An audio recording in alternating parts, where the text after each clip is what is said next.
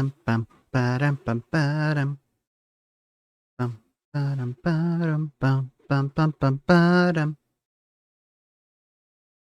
And we are live. Okay. Let's. We need to talk a little bit. Um First and foremost, this is gonna be a little bit um little bit of a rant slash like just vent about um when like the systems that are in place um like theoretically to help you uh just don't. um and what I'm specifically talking about is I have, let me switch to, because I do need the YouTube videos here in a minute, but not yet. Um, Specifically, what I'm talking about is um there. So I've been on a um like a medical leave from work. I'm not going to get into it more than that, but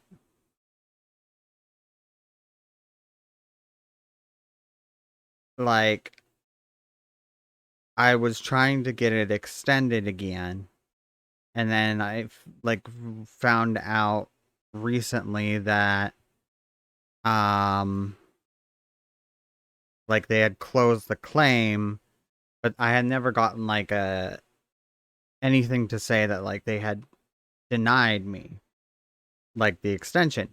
So I decided to I had to get a hold of the case manager and stuff. And when I did that, it turns out that the reason they denied the extension was because the like it was a mental health thing is why I'm off work. Um and the reason why they denied it was because the place that I had been going and was sending like records to this insurance company only sent records for my psychiatrist appointments, you know, who prescribes my medications. And I only see her once every 2 months because there's not a point in seeing her like every week or anything, right? Um, and so they were like, well, the fact that you're only seeing this doctor every 2 months demonstrates that clearly you are able to perform your job duties and therefore uh can return to work. And I'm like, but I no, I go to therapy every week. I have a therapist appointment every week. Um so now I have to they're going to send me an email that's a copy of the letter that they sent um that was a denial of the claim, and it's gonna have like some more information about the exact reasons why they denied it and everything, and then like how to appeal, and then I'm gonna have to appeal it because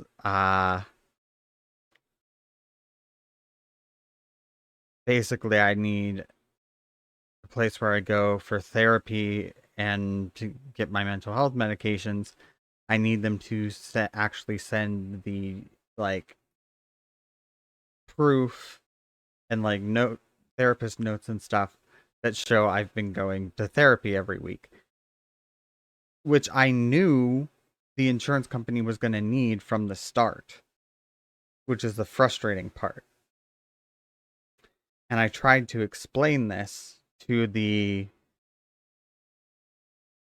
people like at the um place where I go for therapy, and they wouldn't listen to me. They were like, "Well, you don't like what do they need?" And I'm like, "Just like all the records for all my appointments, my doctor's appointments and my therapist appointments from this date, X date onward, right?" And they were like, "Well, we need something from them that's like specific on what they need." And because the paperwork that they sent over only said the word doctor on it, they only sent anything related to the doctor's appointments and not the therapist appointments, which is like, it's frustrating because I know it's a thing where it's like they're trying to be like very careful about HIPAA compliance and like therapist patient confidentiality and all that stuff is very important. And I, agree with that 100%. But it's like when you have the patient there telling you, hey, I want you to send all of this information specifically.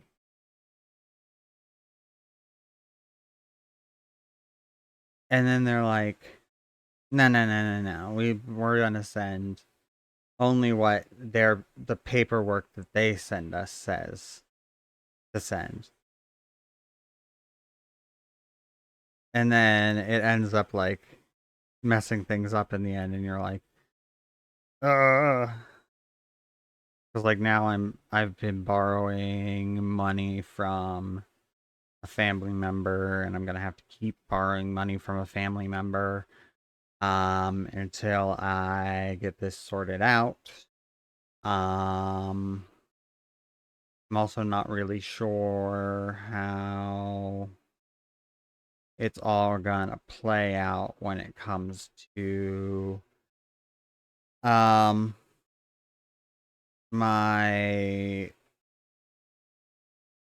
work and what they're gonna want me to do, right? They're probably gonna be like, well, they're probably gonna want some sort of documentation from my doctor or therapist or something that like says that I still can't work, and it's all it's all so complicated, and I'm just like, I appreciate that like I have a job where I am able to take leave for mental health purposes, but at the same time, you have to jump through so many hoops to do it that um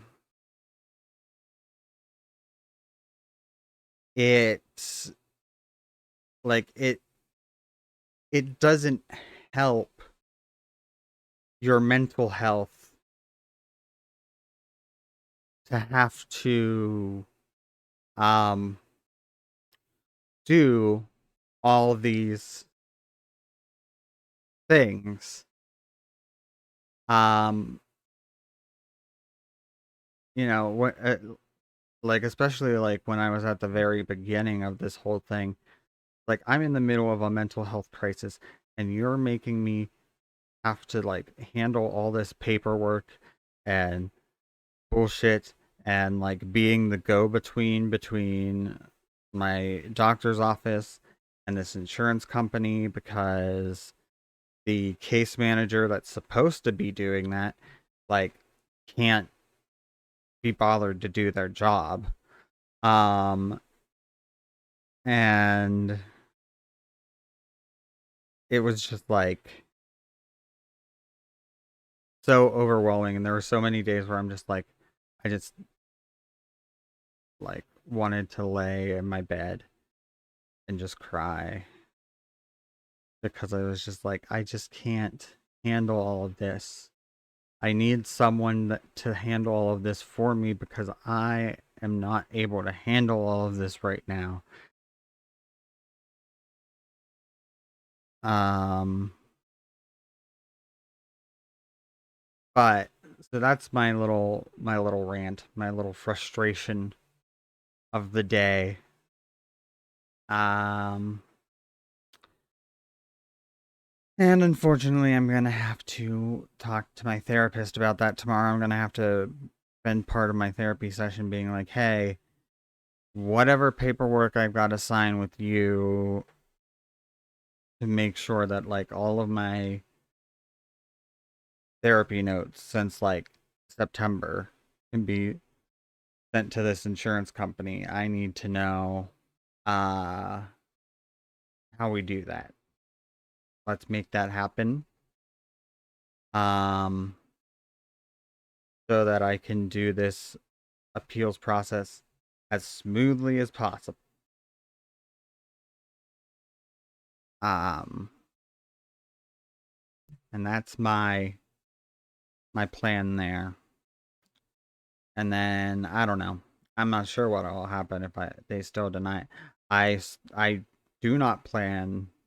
I still don't plan to return to work until when like the original um the original planned date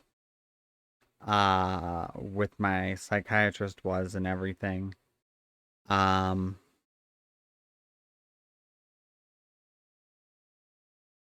because I just don't think it's a good idea. I think I'd end up just burning out very quickly and ending up in like back at square one with things. So because there have also been just so many setbacks in terms of just uh treatment and stuff. Like I had a therapist at the beginning of the whole process that I really liked, and we clicked and we worked well together, and like she had a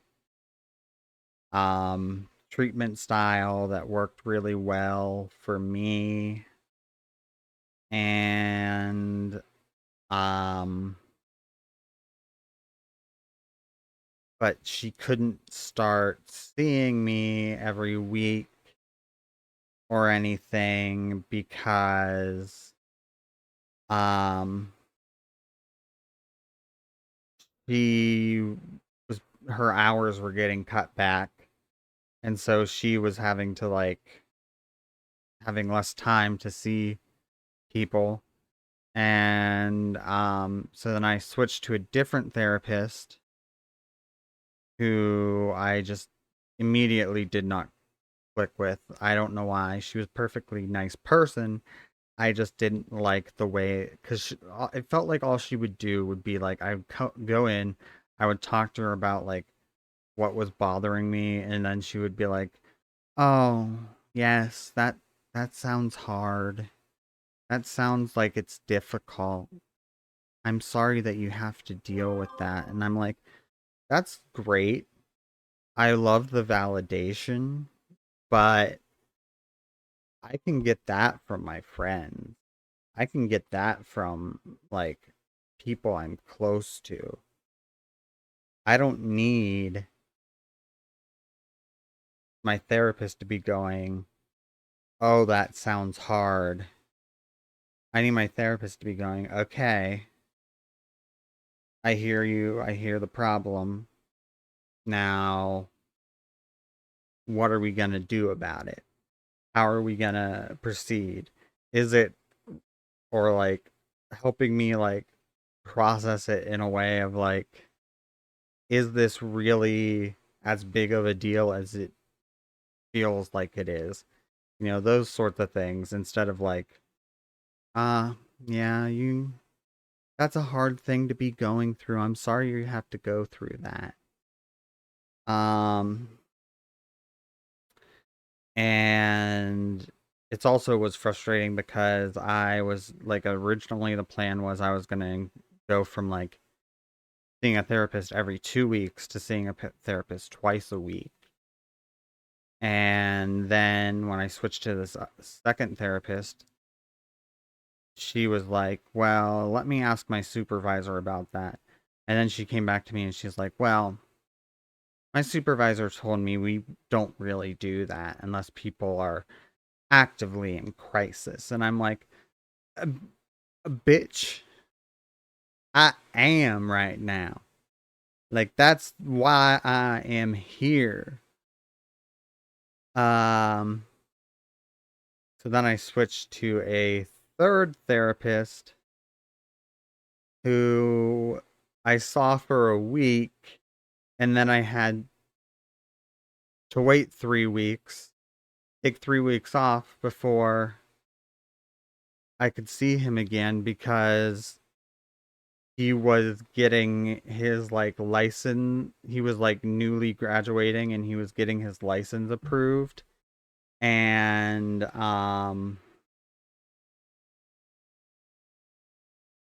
like that whole process when that happens, like during that process they're not allowed to see any patients and they have like, so, and it's a process that takes like 3 weeks, and because they have to review like the board that does the licensing, they have to review all of your um like your intern hours and everything and make sure everything's legit. um and I'm like, well, that's unfortunate timing, but I chose to go with him because he does a form of therapy called ACT therapy, which is kind of like an offshoot branch of cognitive behavioral therapy, acceptance and commitment therapy, where it's like about um like looking at your thoughts and deciding, okay, like, yes, I'm having this feeling about this thing. Now, is that feeling helpful to me? Like, can I use that to forward my one of my goals that I'm currently working on in some way to fuel that? Or is it something that is not helpful to me and therefore I need to just accept that I'm experiencing that feeling? That's, what the situation is, but there's no sense in holding on to it because it's just dragging me down, sort of a thing. Um, I mean, there's more to it than just that, but that's kind of like very bare bones basic what it is, and that makes more sense to my brain than Um, just the regular cognitive behavioral therapy approach to things. Um, so that delayed things by like 3 weeks. And then I've been seeing him and we've been making progress, but like, it's like, oh, it would have been nice if I would have been seeing him from the start, right? Um, because we're trying to fit like several months worth of progress into a much shorter period of time. Um, and like I'm basically trying to recover from uh like a pretty severe episode of autistic burnout, um which if you don't really know what that is, it's kind of like how with people with autism and also like ADHD and other like neurodivergencies, but especially autism, um because autism like autistic people so often have like sensory issues, and I have a lot of sensory sensitivities and stuff. um because of that, we often like, and the fact that our brains don't like filter out any sensory input. Like if I'm in a room and there are a bunch of different conversations going on, I completely hear the entirety of all the conversations that are like loud enough for me to that they like reach my ears, basically. Like um and that can come through, like I don't necessarily comprehend it all because my brain, like it's a lot of information for my brain to process all at once, but it's like I hear it all and I can't like, people talk about like how they can kind of tune out background noise and be like, oh, there's like, you know there's a crowd, they can like focus on the person they're talking to and kind of like tune out the crowd to some extent, and like not really, like they still hear it, but it's not like, it's kind of hushed and it's not like as intense. But for me, it's like, no, I experience it all at 100%. And then like I have to,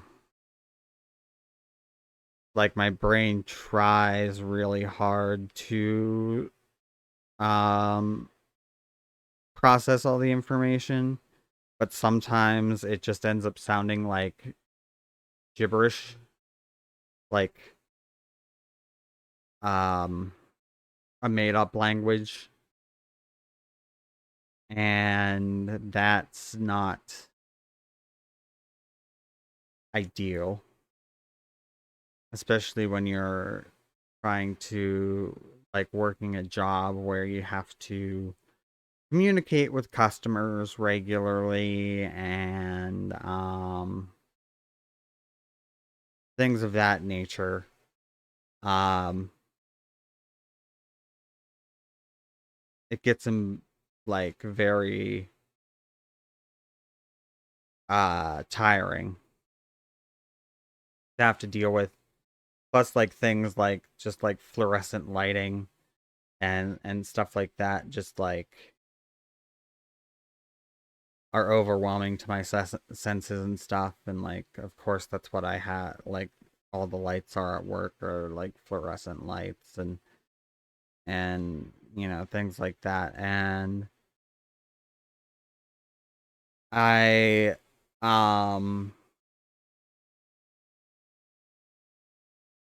it's been a situation where we've slowly been having people like quit at work for various reasons, and um the company has either had like not let us replace people or had us replace like full-time people with people that are only part-time, and it's like shifted a lot more work onto everybody, and it's like a combination of that and dealing with customers that are not understanding of the amount of work and the whole process of filling a prescription, and how like they can't just come from their doctor's office that's down the street and expect it to be ready, because we probably fill 4 to 500 prescriptions a day, and there's, when it comes over, it's not like it goes to the front of the line, right? um and people can get real nasty about that, and it was one of these things where it's like for a couple of months leading up to when I hit my burnout point, I could feel that the burnout was coming. I knew I was reaching my limit, but I was like, no, I'm not gonna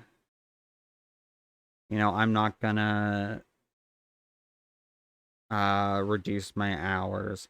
I'm not gonna um take a leave now. I'm not gonna do any of that, because there have been so many people like like therapists and doctors, and even my parents and stuff, who have, tried to say to me that I'll never be able to handle working a full-time job, and things like that, and I'm going to prove them wrong. And that was my whole thing. I was like, I'm going to work as many hours as I can because I want to prove them wrong. And so I just kept pushing through, even though I knew I was hitting my breaking point. And eventually, like, I hit like a wall where it was like, oh shit, I can't push anymore. Like, I would go to work, and within 15 minutes I was like bawling my eyes out, and I like would not be able to get myself to stop crying for the entire like 8-hour shift that I was working, which is so embarrassing when you're trying to wait on customers and they're just like tears stream from your eyes, and you're trying to talk through like sobs, and like none of your coworkers are like even like remotely acknowledging that anything is going on. And it's like,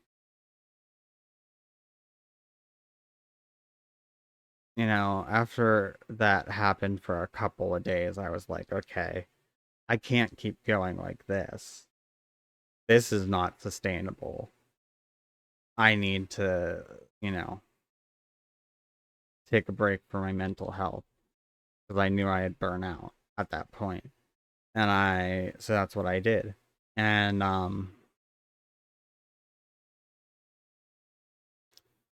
I've been trying to like recover and put the pieces back together, and not be so be more okay with the idea that like I do have limitations because of my neurological disabilities, and that's okay. And like also just like like there are probably other jobs out there that I would be better suited for the way my brain works.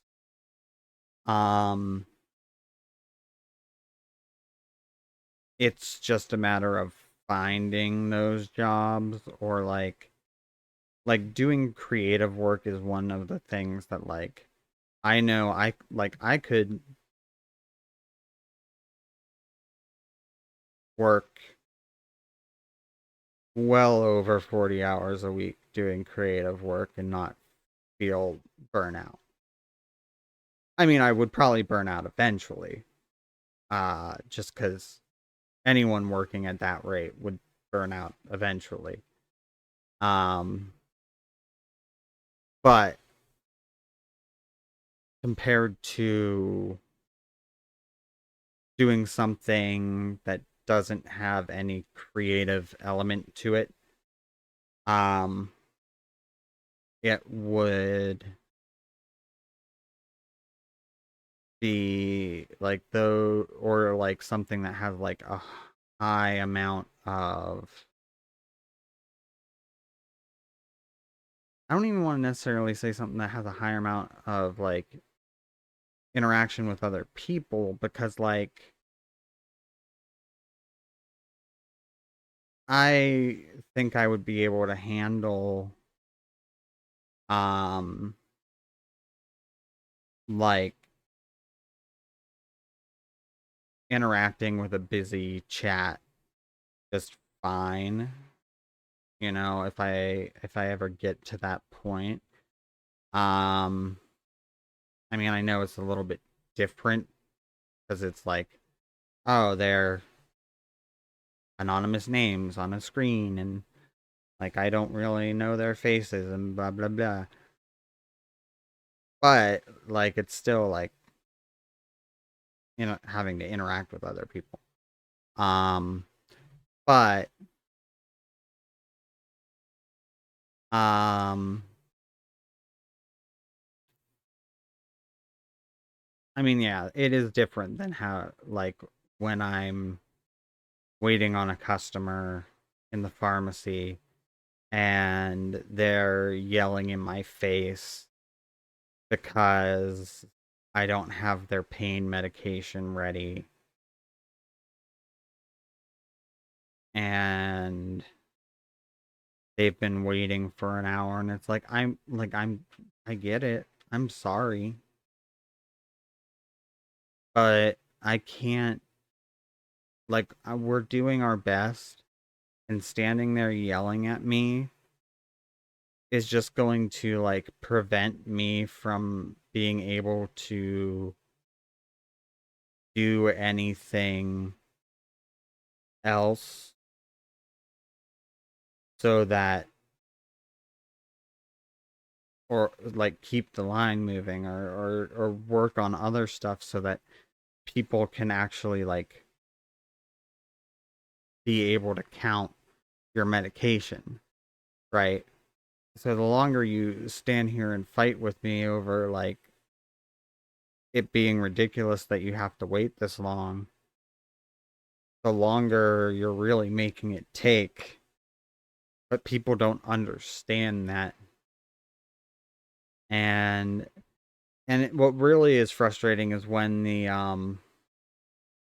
there will be doctors' offices. Now, most doctors' offices aren't like this, but there are a few doctors' offices in town that will straight up tell their patients will, like, they'll be sending over an antibiotic or something, and their patients will ask, well, when will it be ready? And their doctors will straight up tell them, oh, just go to head on down to the pharmacy and it'll be ready by the time you get there. And it's like, excuse you? Like, you have no idea how busy we are. How would you like it if like, a patient came into the pharmacy and was like, "Oh, I have all these symptoms and stuff," and it's like, "I'm sorry, we can't diagnose you. You need to go see a doctor." And they're like, "But I don't know when I can get an appointment." It's like, "Oh, just head down to your doctor's office and they'll be able to see you by the time you get there." You'd be calling us and being like, "What the fuck?"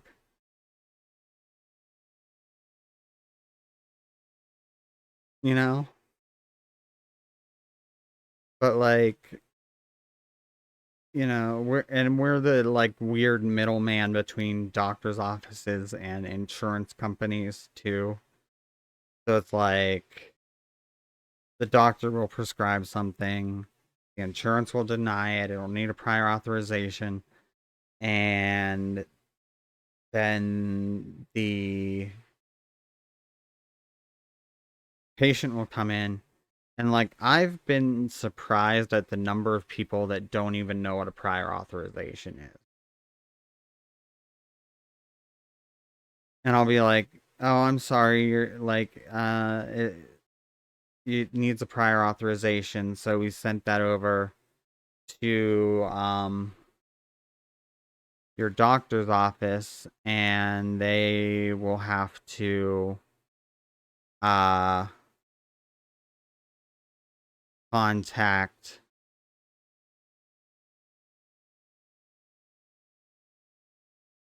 um they will have to contact the insurance and get it approved." And the patient will be like, "Well, they wrote a prescription for it." And it's like, yeah, they can write a prescription for whatever they want. That doesn't mean the insurance is going to pay for it, you know. The insurance wants them to justify why you need the medication because it's an expensive medication, and insurance companies don't like to pay for expensive medications. Plain and simple. Um but yeah, so I don't know. It's just that's that whole thing. And now let me switch my background back so that it is transparent when I switch to the YouTube.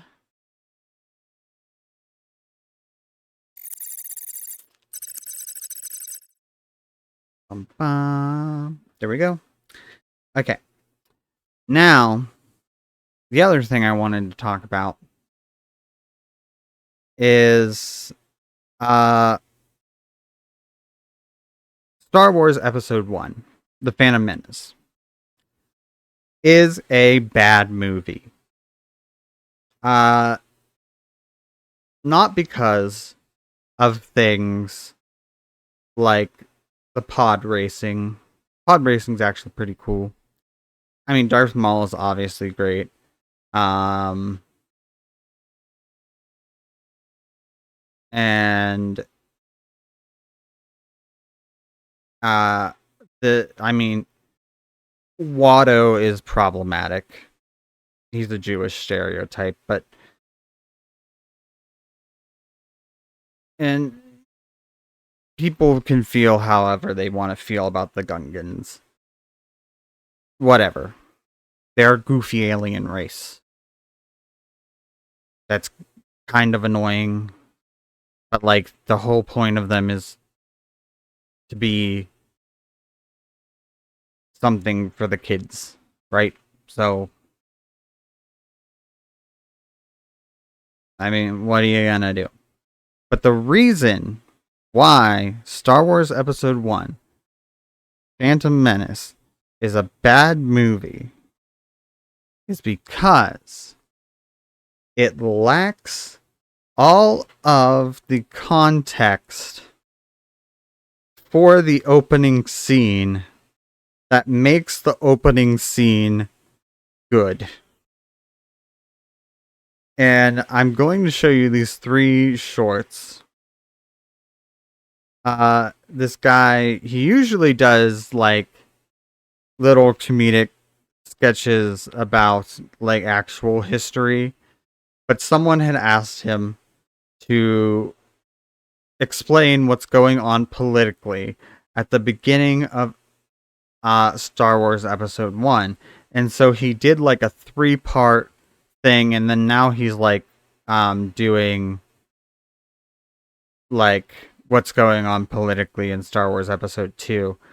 And it's like there's so much like interesting political like scheming and intrigue that is involved in the background of uh the first Star Wars um that takes place prior to the opening scene, that is all in like books and like background material that you have to go and like find. And that I'm like, that's kind of bad. The like I would have rather like the I think the whole prequel trilogy would have been better if it included this information in some way. Because ultimately, and you'll understand why once I play these, ultimately, it would have let the audience in on the fact that um Palpatine was a was like kind of the puppeteer mastermind behind things sooner. Um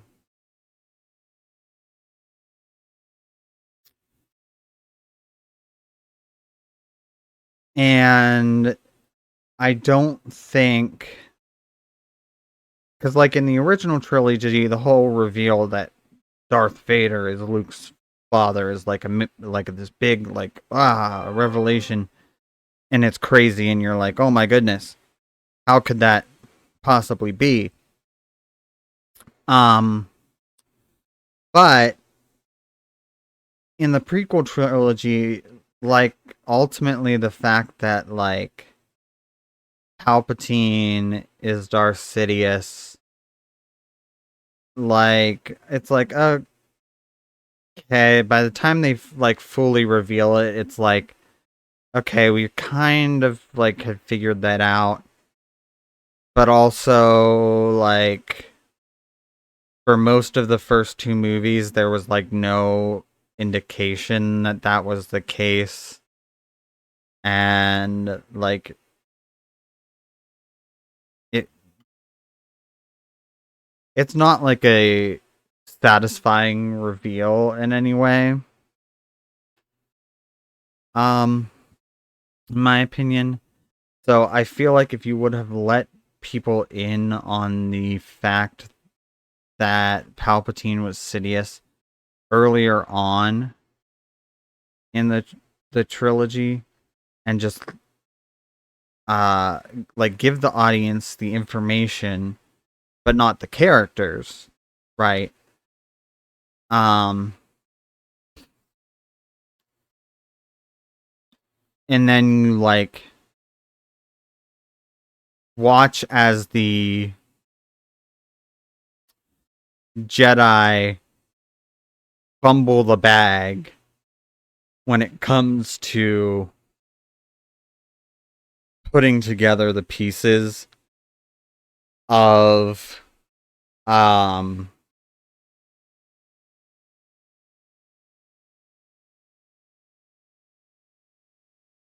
who is behind everything. And I think it would have made the whole fall of the Jedi, because like Order 66 was a pretty good reveal, right? Like the whole like, oh, and the clones have a secret order programmed into them that when Darth Sidious activates it, they kill all the Jedi generals and stuff. And that's how he purges most of the order. And that was his big plan all along. Um like that was a pretty good reveal. But it would have made the fall of the Jedi Order and like more uh like you would have felt more like yes, they clearly deserved this because they were like you would have felt the arrogance of the Jedi more, and you would have also been more impressed with the scheming of Sidious. I feel like, if a lot of this background information was included. But anyway, now I'm going to show you these videos, and you'll understand what was going on and everything that sets up the opening scene of episode 1, The Phantom Menace.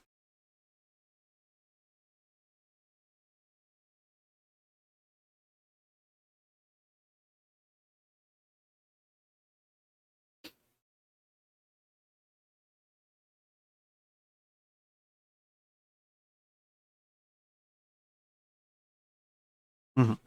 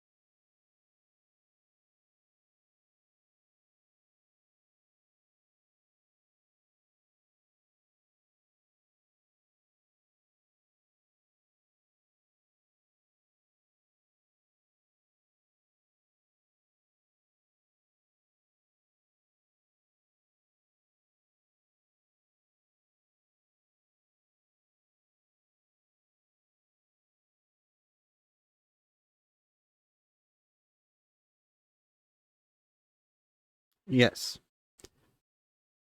Ta-da. So there's the whole like political backstory of what's going on at the beginning of episode 1.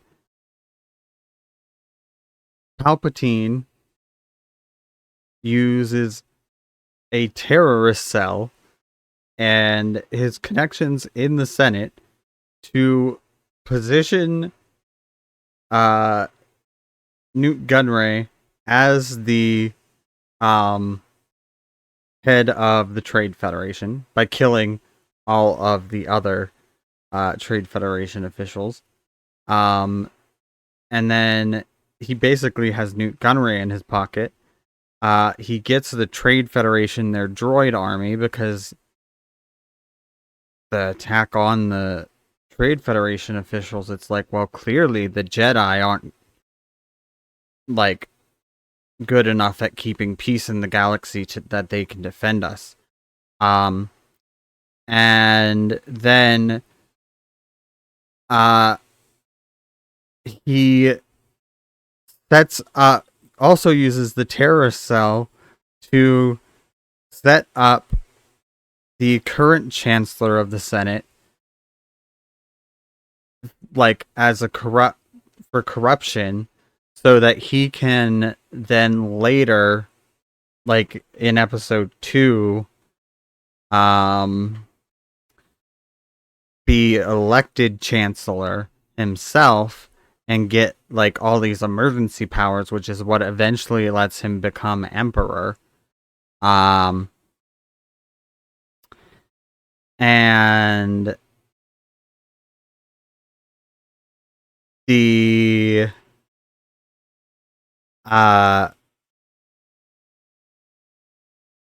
he and then while he's doing all that on the side, he orchestrates the assassination of the king of Naboo so that he can put Padme on the throne because he knows like a 14-year-old queen is not going to be as strong of a political hurdle as the former king was. And then he stops funding the terrorists, so then the terrorists just kind of like give up on doing their thing, and the person he puts in charge of the investigation is Tarkin, the same Tarkin who becomes Grand Moff uh, once the Empire is formed, and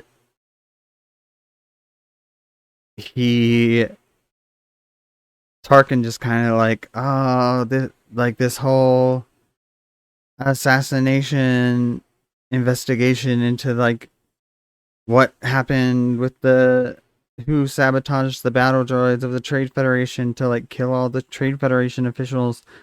Oh my goodness. It was terrible, but like, oh, we couldn't find any evidence to lead us to anything. I guess we just have to give up.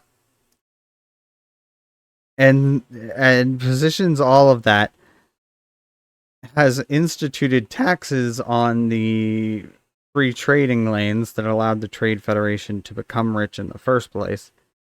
And then suggests to Newt Gunray, like, oh, you know, maybe to protest these taxes and like strong arm the Republic, you should use that droid army that you guys have now, and also like blockade a planet. And why not blockade the planet Naboo? Because that's the home planet of Senator Palpatine, and he's the one that suggested all these horrible taxes that are affecting the profits of the Trade Federation now. And so that's what they do. And that's where episode 1 begins. And like the whole like political background plot of episode 1, like why the Jedi are there and stuff, and then ultimately how they end up evacuating Padme and everything. Um and then going and finding Anakin and all that shit. But like it's all something that was so carefully orchestrated by Palpatine. And it's like that's all such crucial information, and none of it, absolutely zero, is given to oop, oop, given to us in any of the movies. I haven't watched all of the Clone Wars animated series. There might be some of that information that ultimately gets explained in there. But I'm not sure. But yeah. So that's all I really wanted to talk about as far as that goes. I am going to start up the Solasta 2 demo now.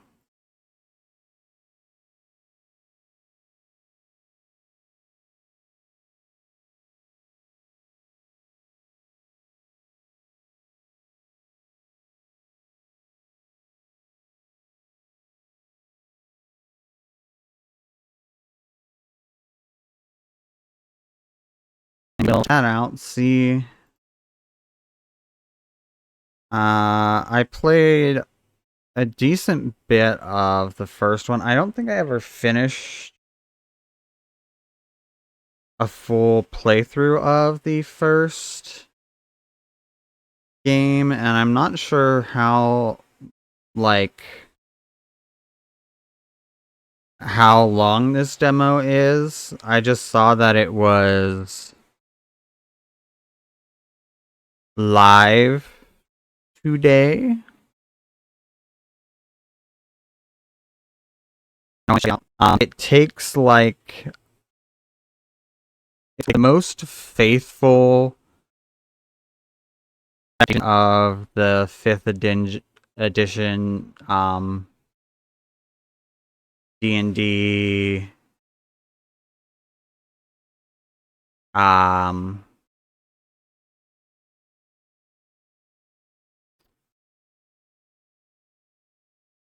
combat rules, and that's what people liked a lot about the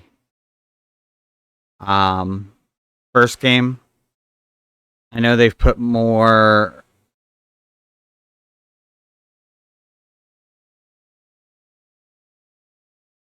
more into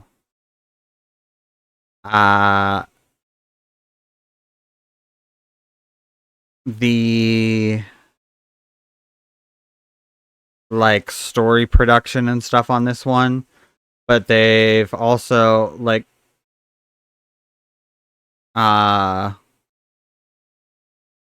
still done a lot to focus on keeping that combat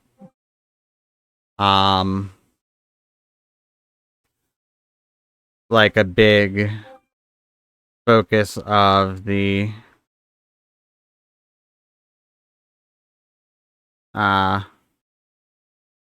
game. So I just wanted to play through the demo here and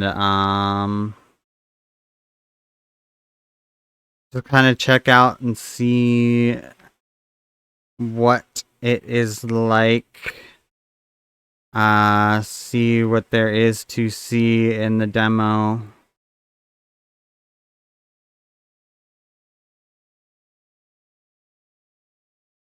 Um,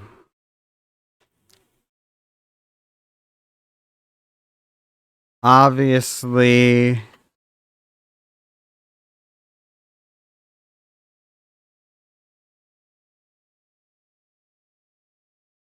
there's no character creation in this demo.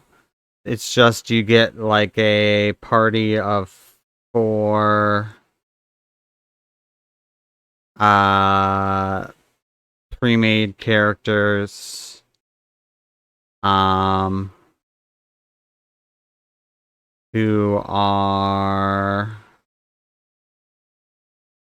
looks like we have a paladin,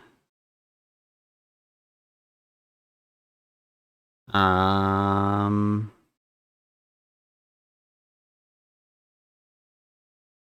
probably a cleric,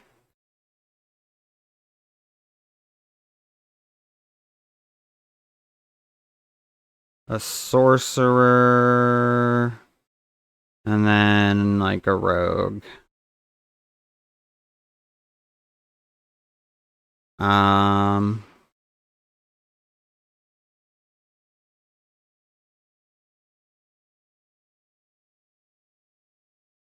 but it should, like when the full game finally releases, it should all like have all of the classes of like original like base classes of original 5e, and it'll include probably, yeah, see, like it even tells you on items and stuff, like it goes into like the dice amount that it heals and stuff, um rather than giving like a typical damage range that you might see in similar games like this. Um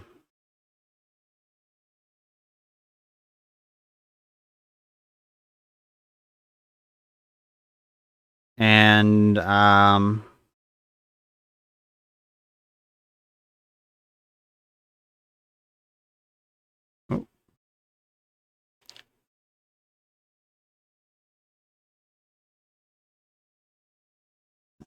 uh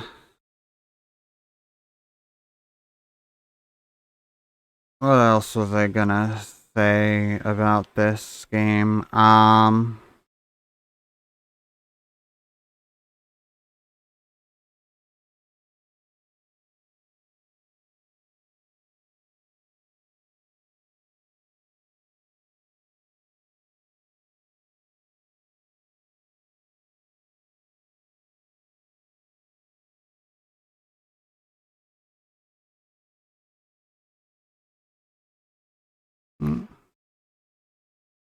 I wonder once like the like later builds and like the final game is out, assuming that this is an actual area that will be in the final game. Um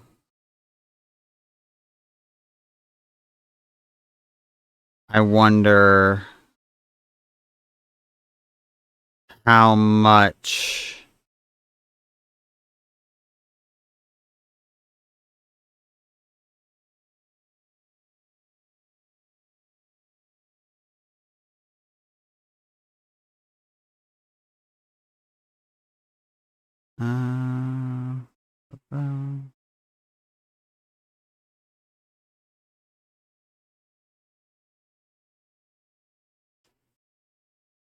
uh, how much of this will, like how many of these people will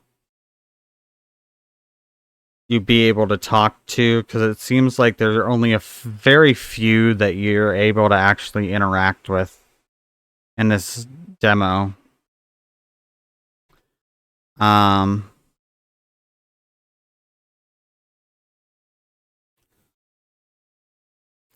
but yeah, it should include all the base classes from 5e, all the probably all the base races.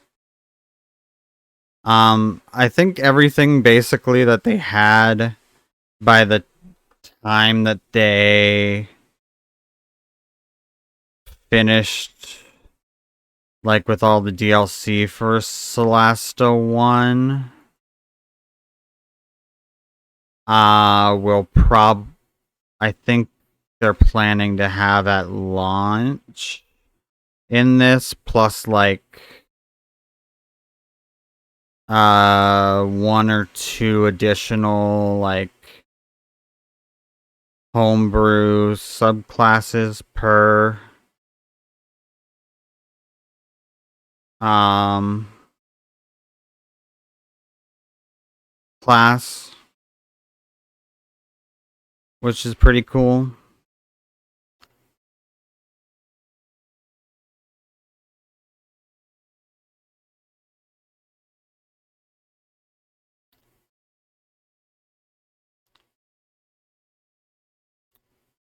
Well, but I want to go down there.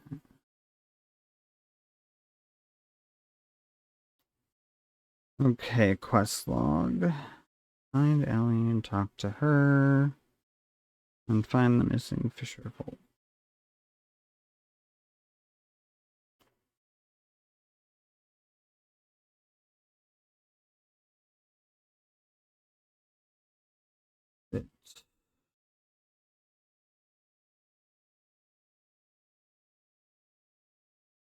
Ah, that's where we are meant to go. Okay.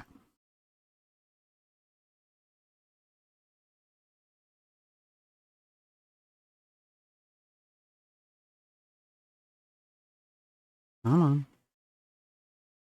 I'm clicking. Why aren't you moving?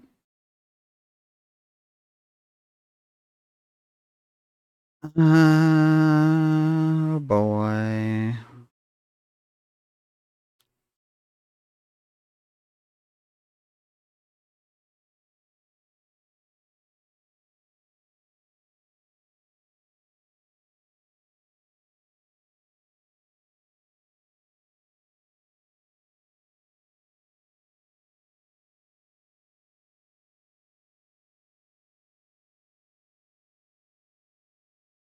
Ooh.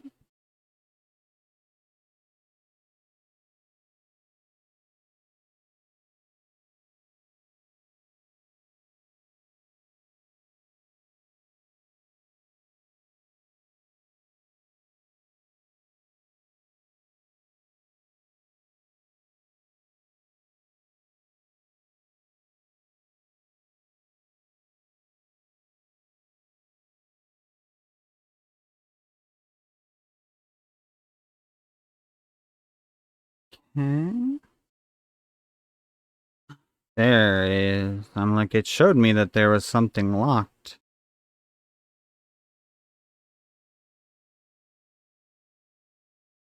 Ooh.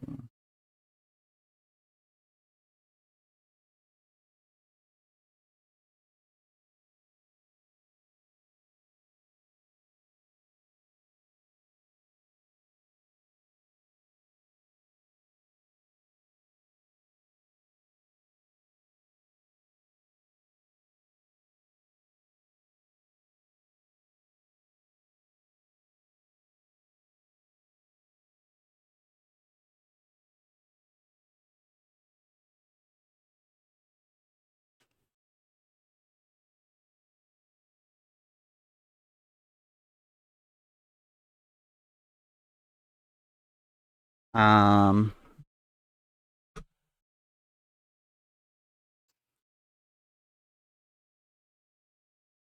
so it uses the very bare bones, like open games license, um, rules of D&D and what's like officially available through that. Um, to create a base. But all of the world and everything is original to um to the Solasta universe, and I believe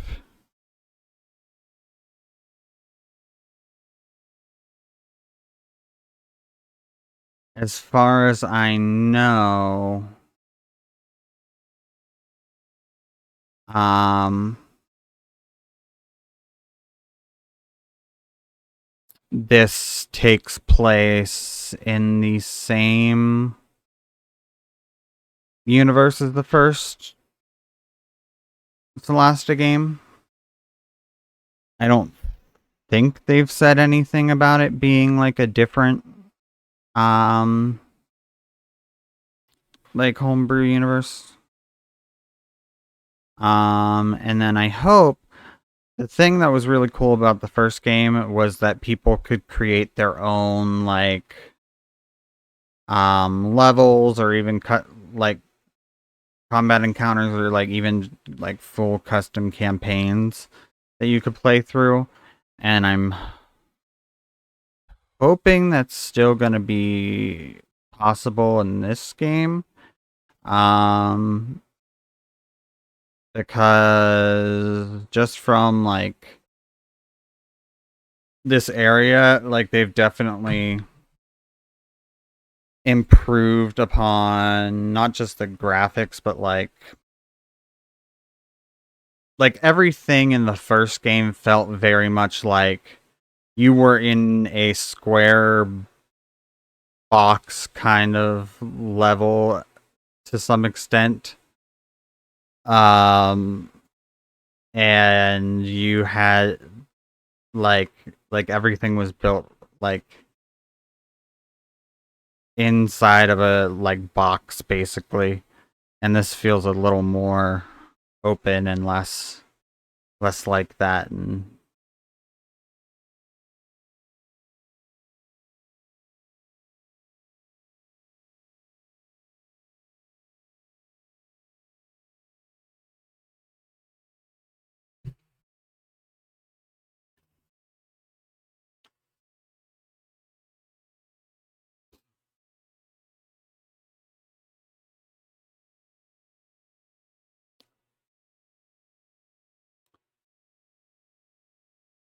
I haven't um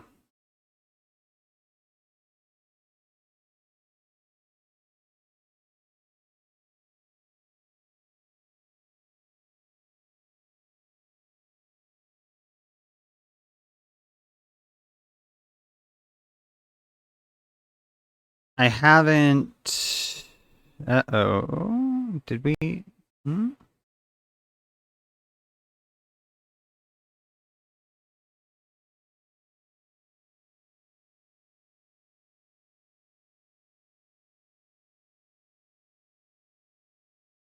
Okay, for a second I thought we disconnected. Our face tracking. Okay. um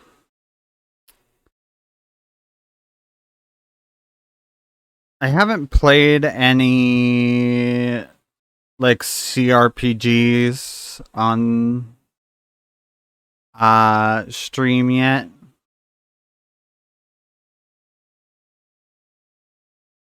I don't know why the head on my model keeps snapping back into place like that. Um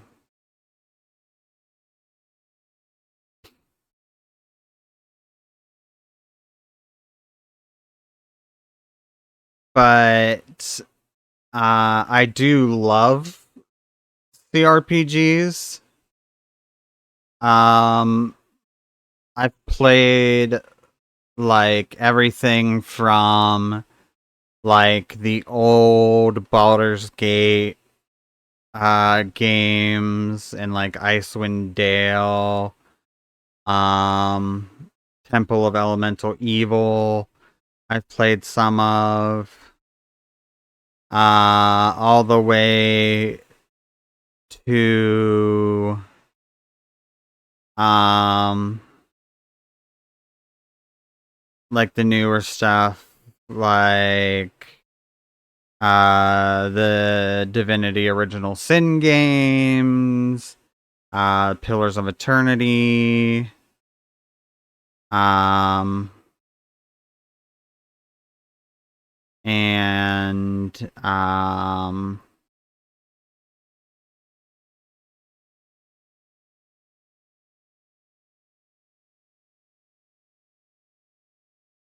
and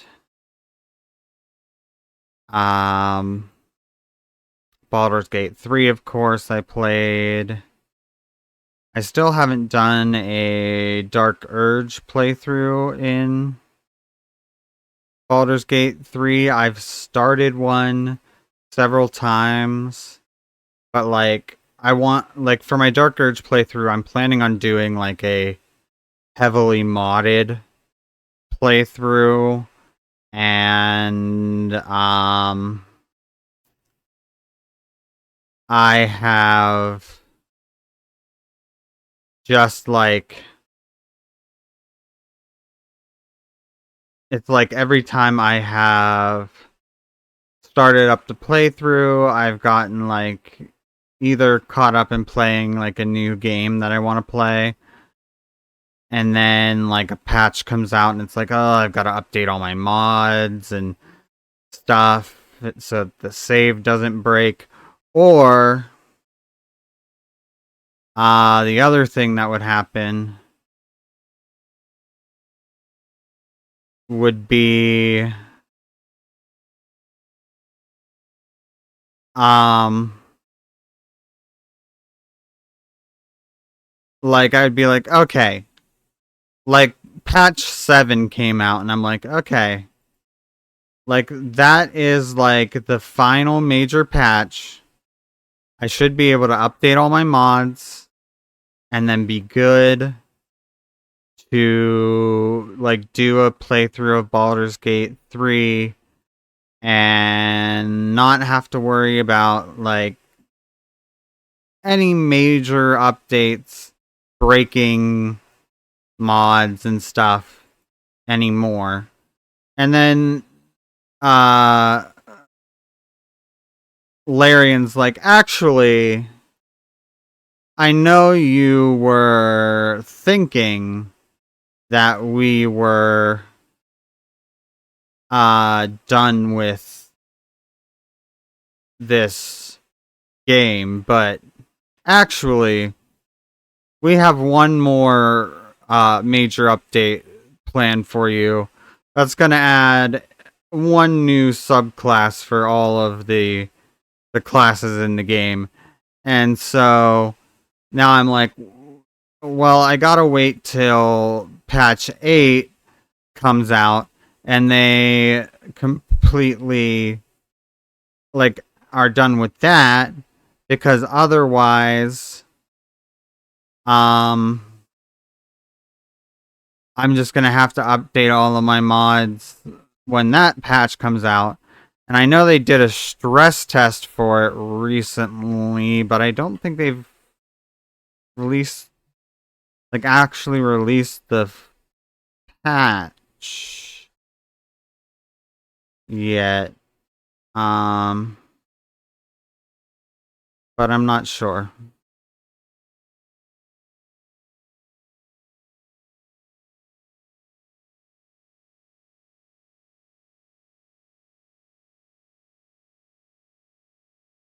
But yes, I also play D&D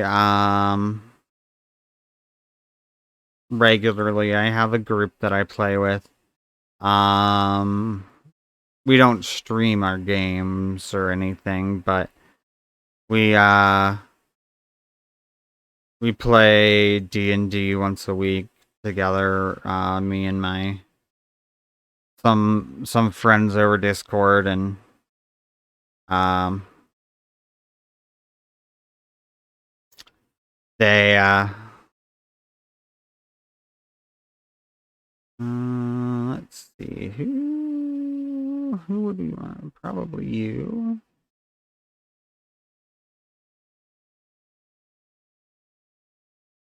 Yeah. Set that to Newt. Send that to Newt. We can equip.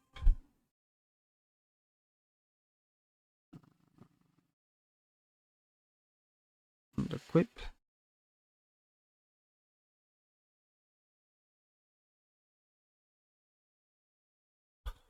Let's send these to. There we go. There we go. Perfect. But like these little CRPGs are one of my favorite game styles of game because of all the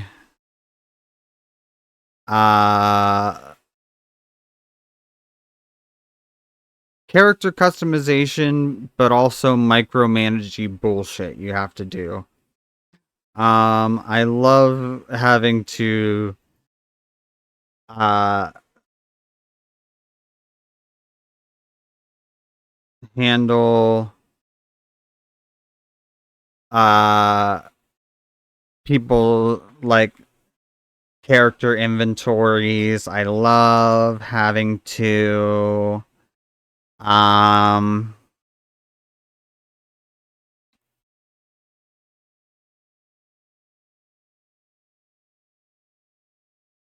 like every level go into menus and pick out like different options and stuff that I have for um the various characters, and like how do I want to build them, and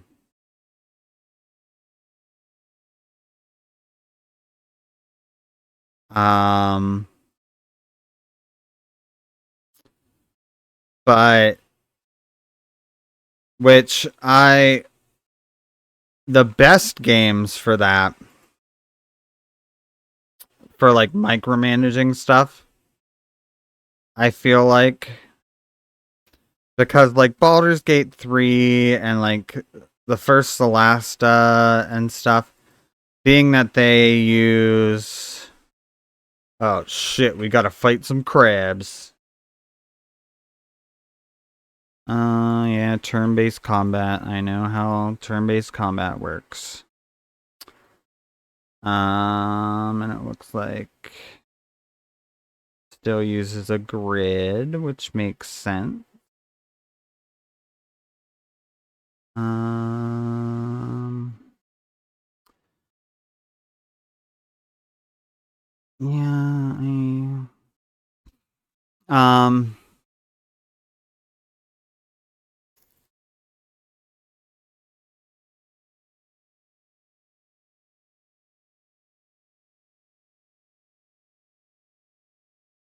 I,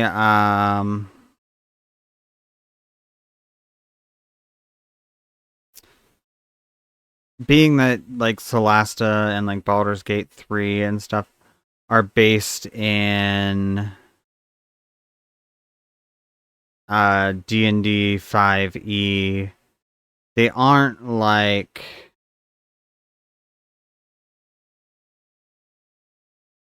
um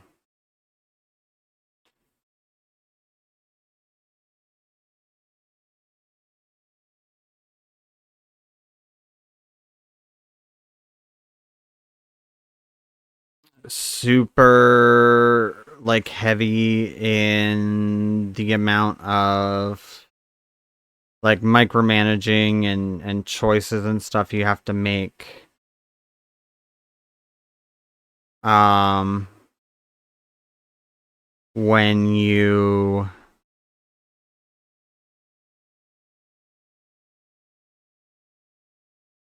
level up characters because they kind of like fine tuned that with 5e to make it like more accessible to more people. But the games that are really good if you want to like micromanage a lot are um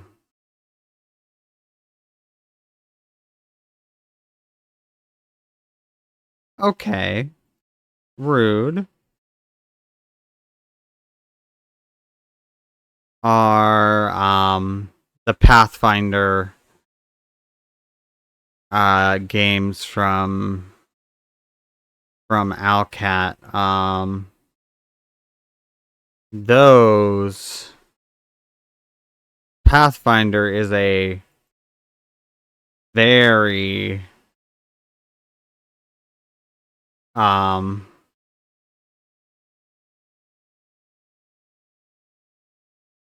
like it has a lot of like customization to the point of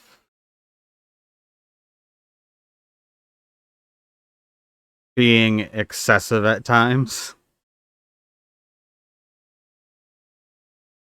Um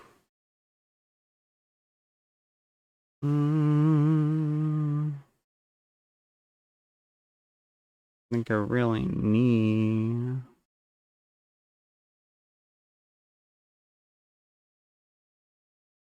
um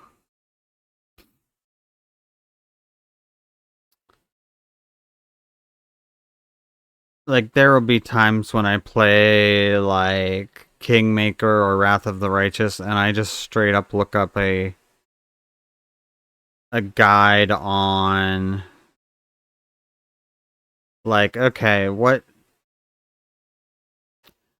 things should I choose to make this character uh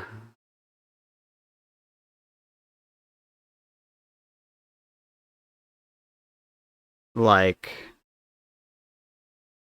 function well if I want to use this class because it's like there's so much option where it's like I don't know. And I've made so many like jank ass characters. Um in that uh game just through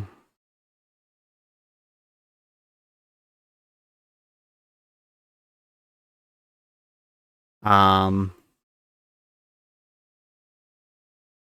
not really knowing how to build a certain class in Pathfinder.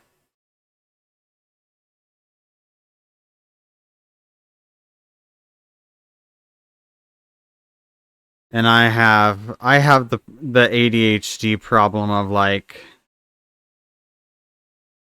okay, you've given me too much text to read and I can't handle reading all of that. Um so could you please summarize what all of that means and like give me the Spark Notes version of it if you do not mind.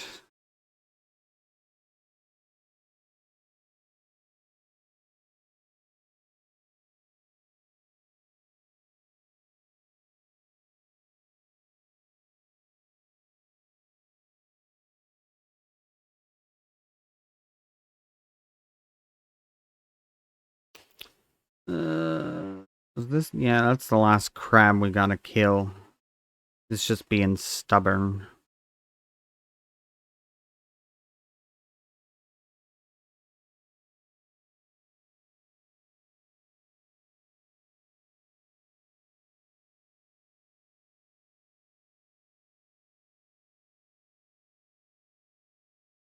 Mm.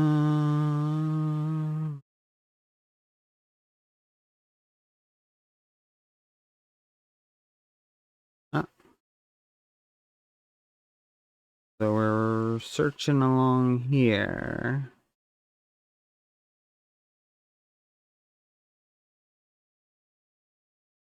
for the dude person.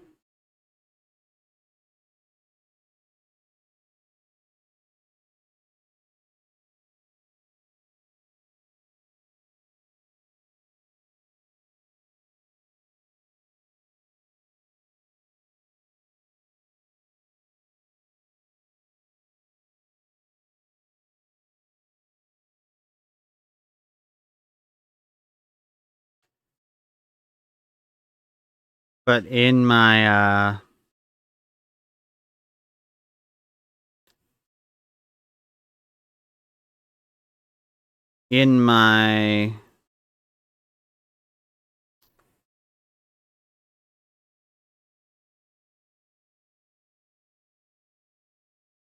D&D campaign that I am playing in,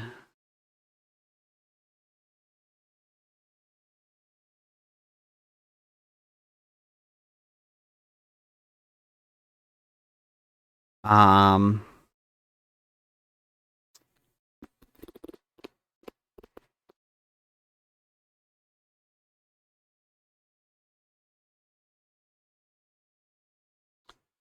uh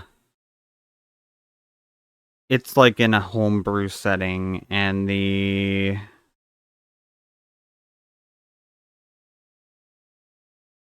DM like recently redid all of our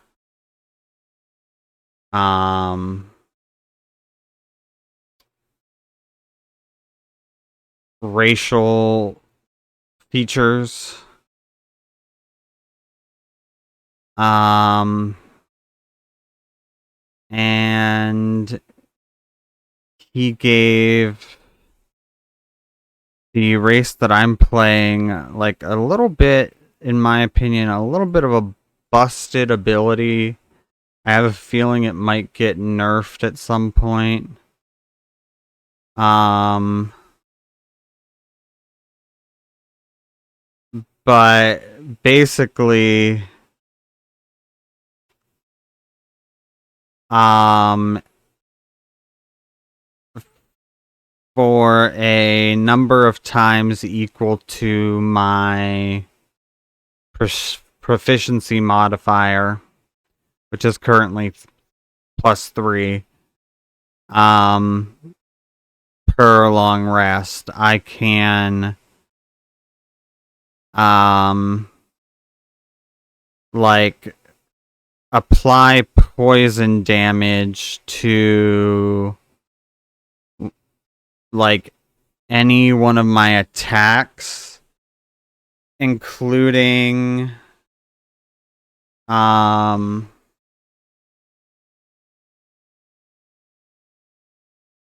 like my spell attacks. And that adds, right, currently it adds like 2d6 extra damage, extra poison damage to the attack, and it's damage that is uh poison that is not affected by like resistance or immunity.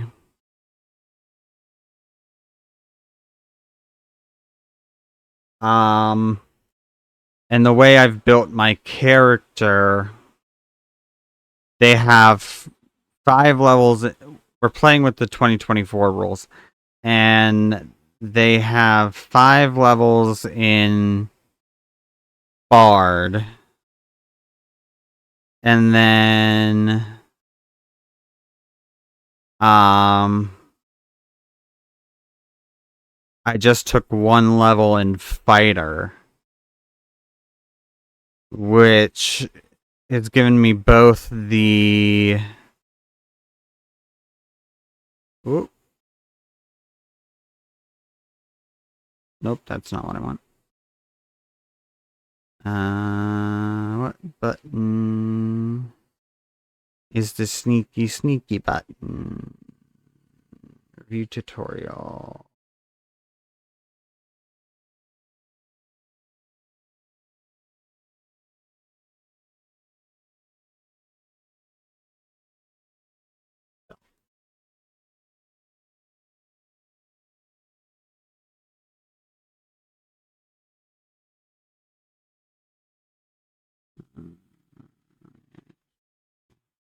Just click that. Okay. Um,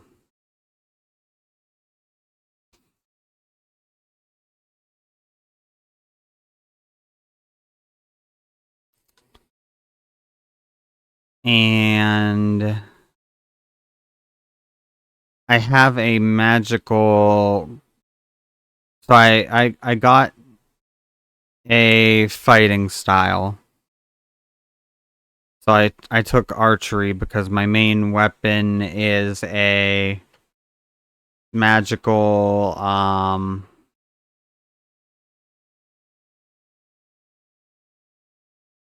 crossbow where I can, rather than doing the damage ascribed to it, I can empower it with a cantrip, and it gains the effects of the cantrip, the damage, and then if there's any like extra effects. So currently I typically empower it with vicious mockery.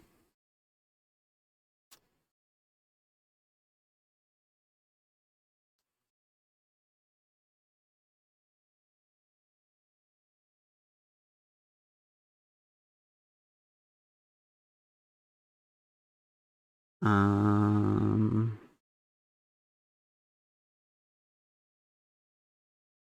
there we go.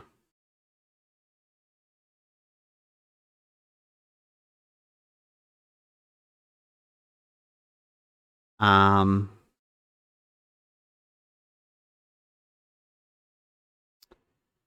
and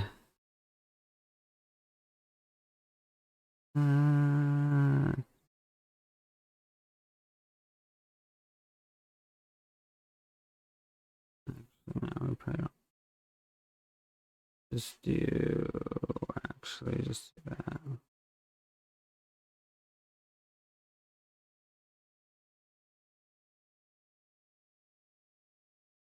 And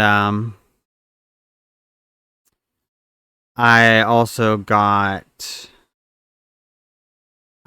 proficiency bonuses, which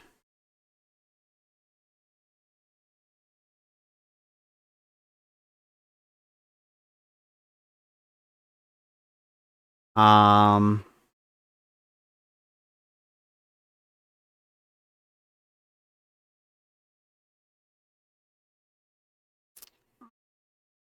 well, weapon proficiencies, not proficiency bonuses.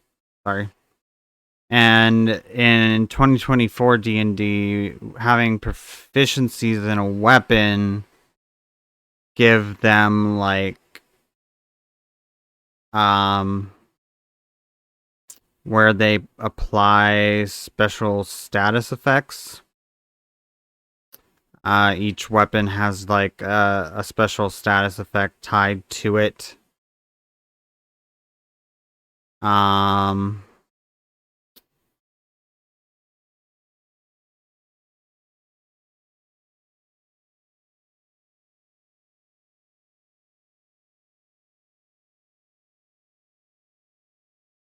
and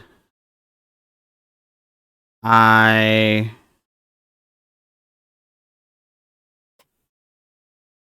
uh obviously took proficiency with my crossbow. So now my crossbow also inflicts slow on a hit. So I combine the abilities of my magical crossbow with the abilities of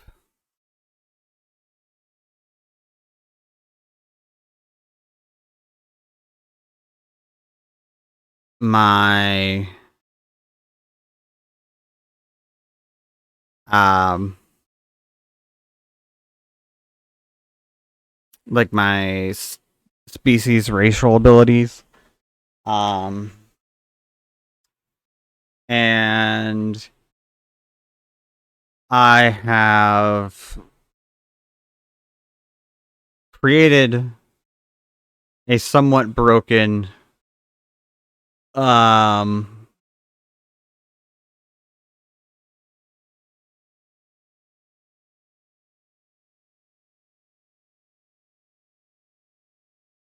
situation with that for my current level anyway. Um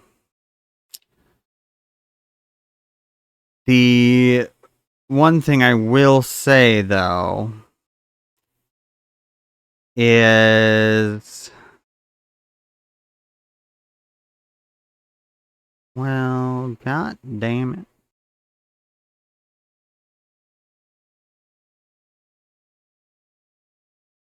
is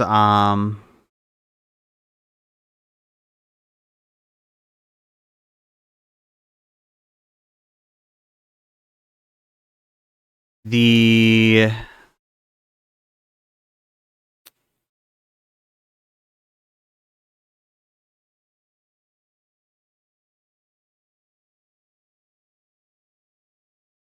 party that I have uh that I'm dealing with currently. Well, not that I'm dealing with, but that like our party makeup is not ideal. Like as a bard, I'm the healer essentially. Um and then we have a sorcerer um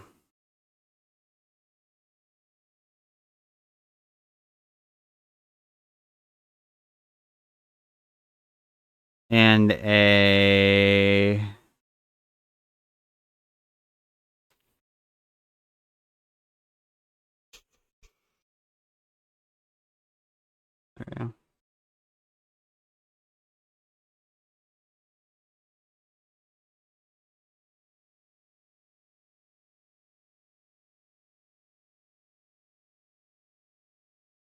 there we are.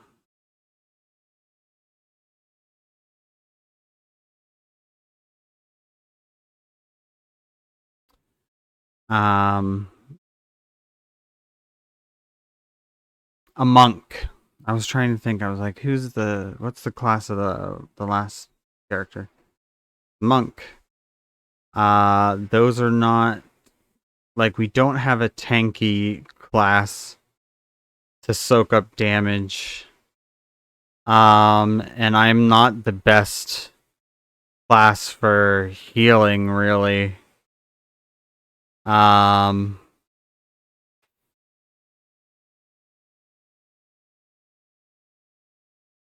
so,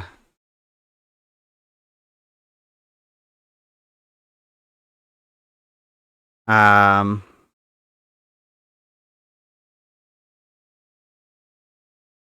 but I mean, it is what it is. The last 3 sessions, at least one of us has almost died every time. Um,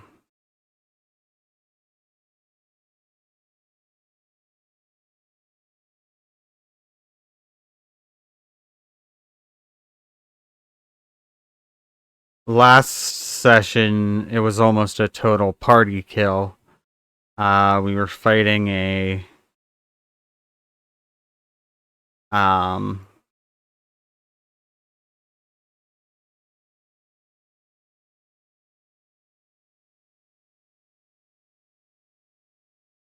young dragon. Um, it was like a home brewed uh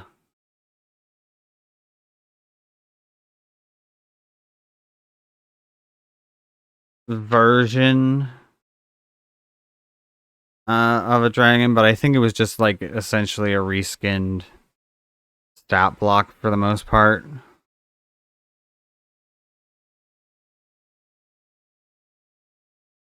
And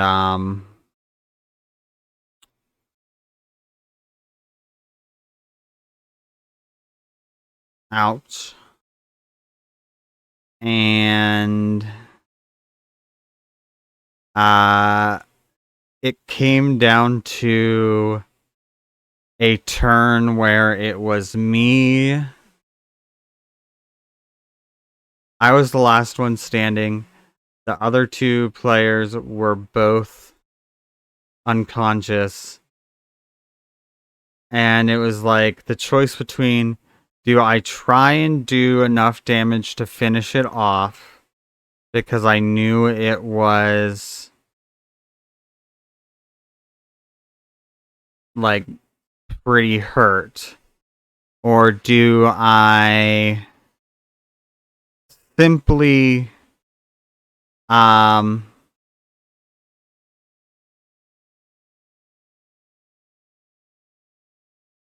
trying and get people up and hope that they can survive to the um next round, uh because it was the dragon's turn next, so the dragon would get a turn before either of the people that I could heal would get a turn, and that did not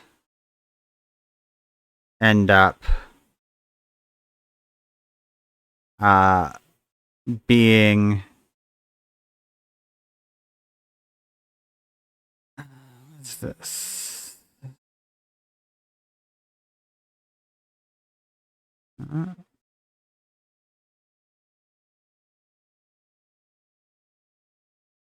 Um,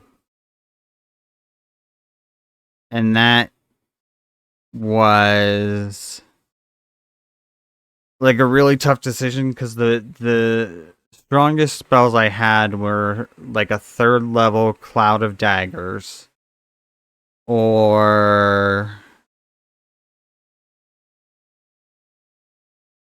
a third level um what was the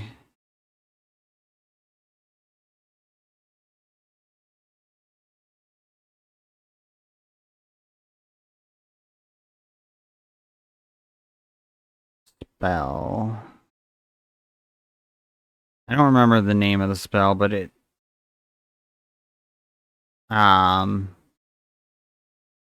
you do thunder damage, and potentially if they fail a con save, you could push them away so many feet. Blah blah blah blah blah. Right?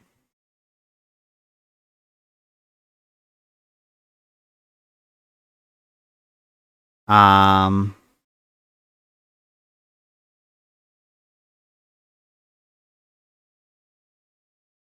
so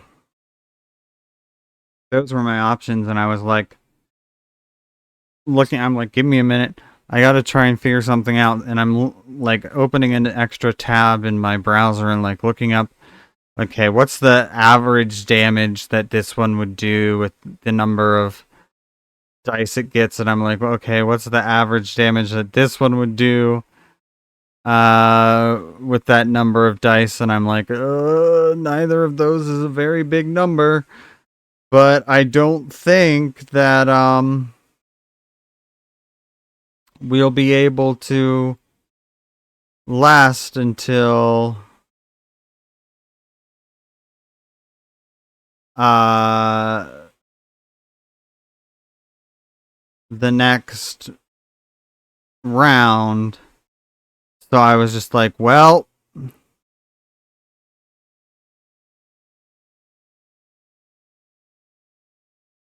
here it goes, nothing. And I went for it, and I rolled really high on my damage for um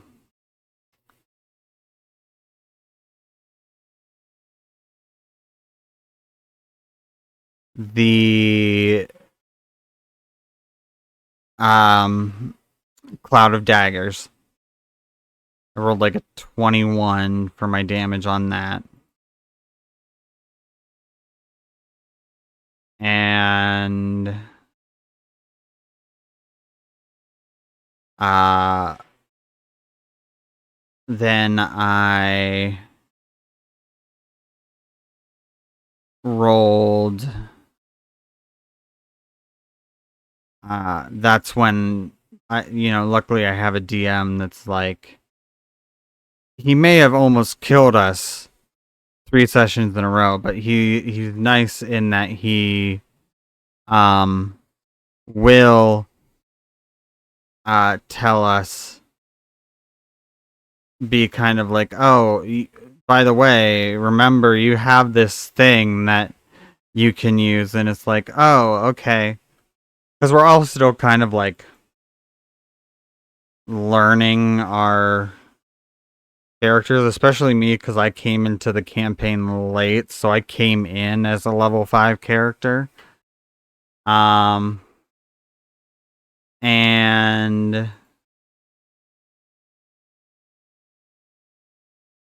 I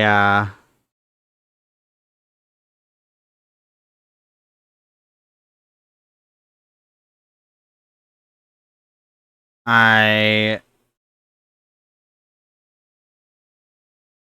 that's when I found out that I can empower my spells with the um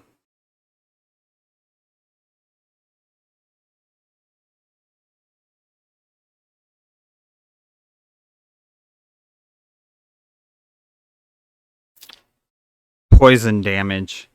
And so then I did that, and I rolled like a 7 on that. And so that was a pretty high roll for the 2d6. And uh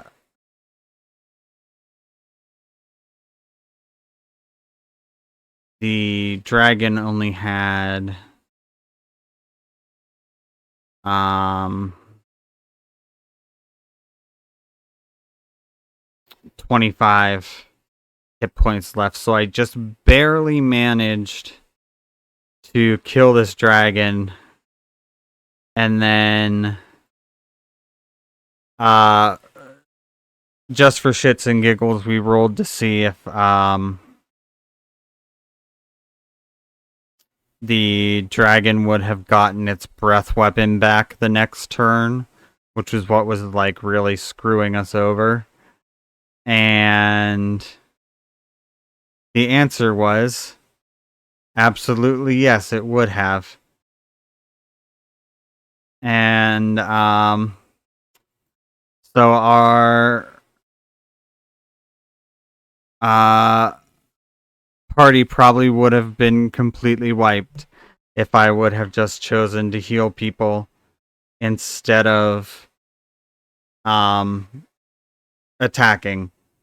So I'm glad I went with what I went with. But it was like a nerve-wracking decision, because it was like I could end up ending the campaign right now. And then we'll have to roll new characters. Um And it would have been like basically start like we might as well start like a new uh campaign because the main story hook that we have going on right now, there wouldn't really make sense for any like new characters to be like just suddenly dragged into it. Um I am going to have to pause here in just a moment.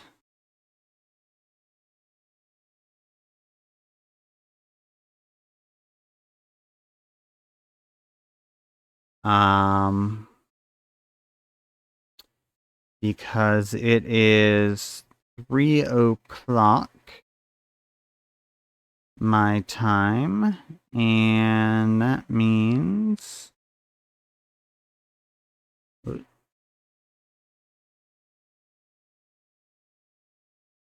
that I have to go and help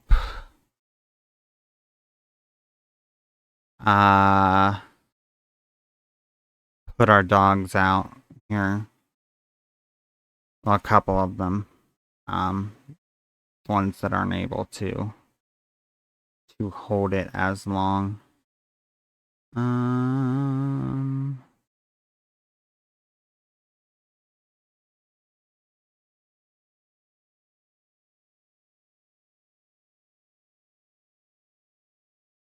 do a short rest.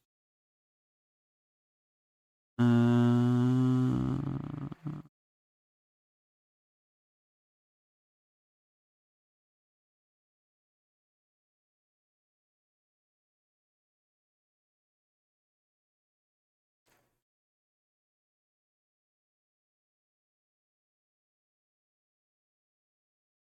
okay. Um Now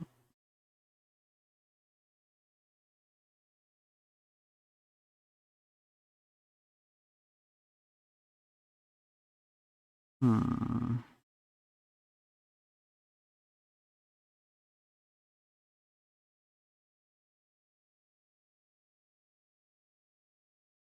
Yeah, the fact that that body is highlighted in yellow makes me feel like I should be able to loot it, but there's no, like, loot option. Unless that's just, like, not part of the demo. Because it is a pre-alpha.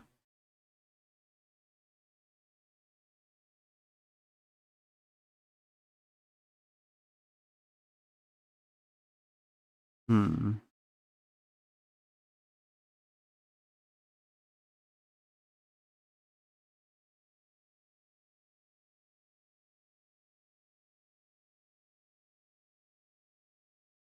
Anyway, I will be back in just a little bit here. Um, After I'm done putting my dogs out.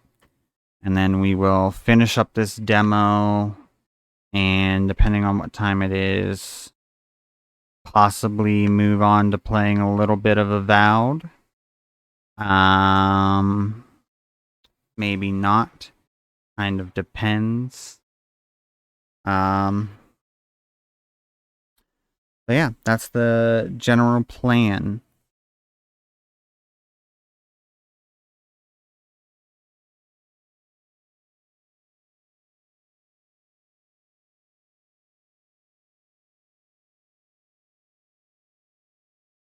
Yes, I know I'm coming. Bye.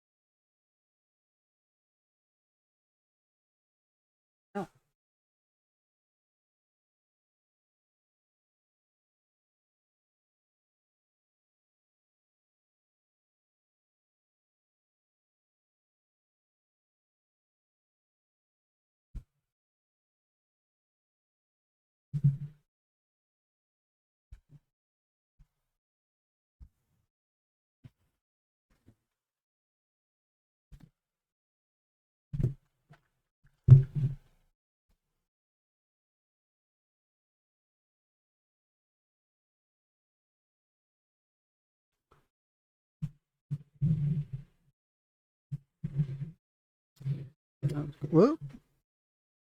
Okay, I am back. I see that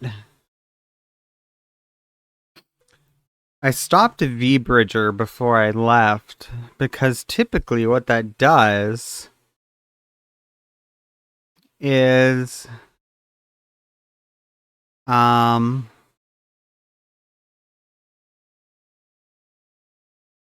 it's supposed to reset my model back to like a idle pose. But I see it didn't do that. It just left it like staring down. Um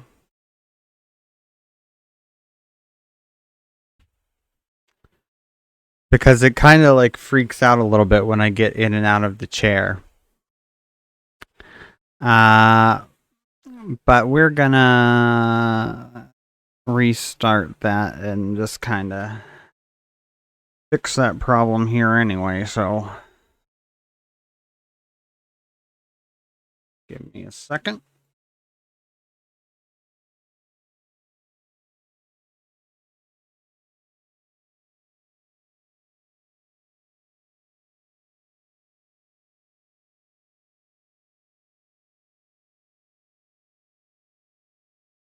Oh,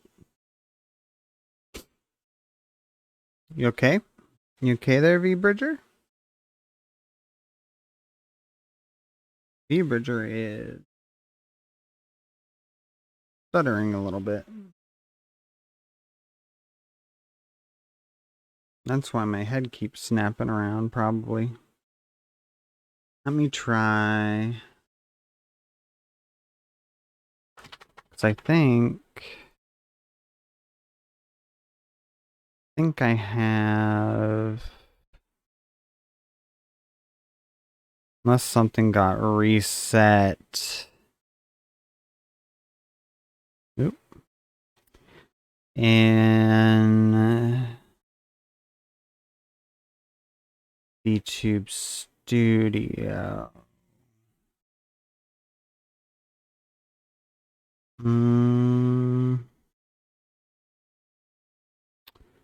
Let's try that. Does that help us at all? No? No?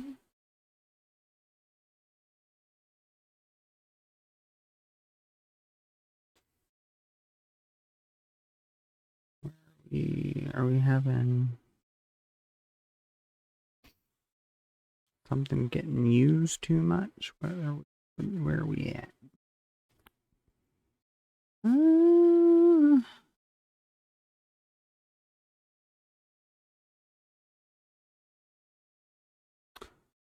CPU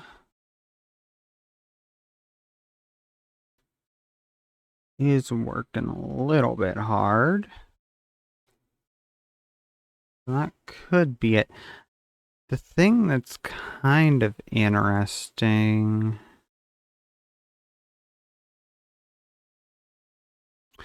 it's showing that it has, because my main GPU, my NVIDIA GPU has like 8 GB of dedicated VRAM, but there's like the integrated Intel integrated GPU in there too, and but they're reading that overall they have like 30, almost 40 GB of GPU memory. I'm not sure where it's getting that information from.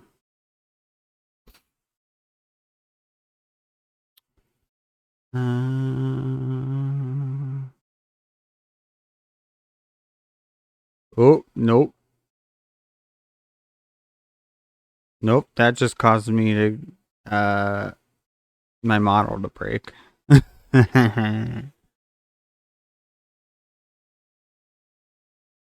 um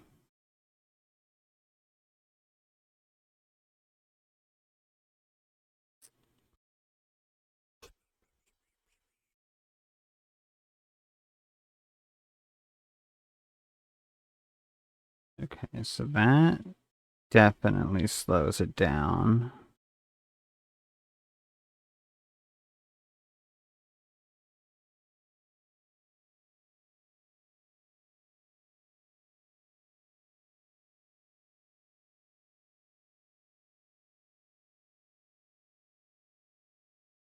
Uh, not good. That doesn't work.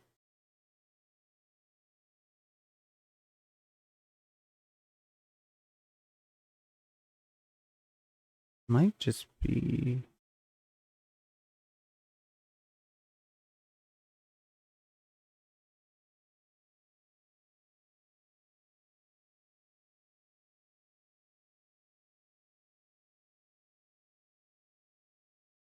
Let me just try closing VBridger altogether and then restarting it here.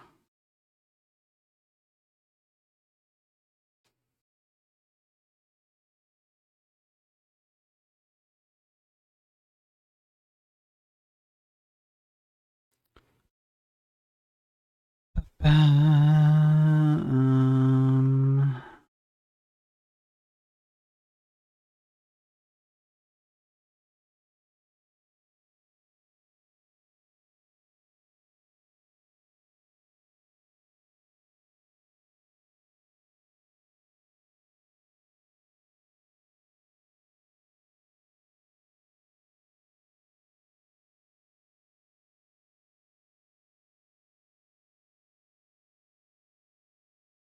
Connect to VTube Studio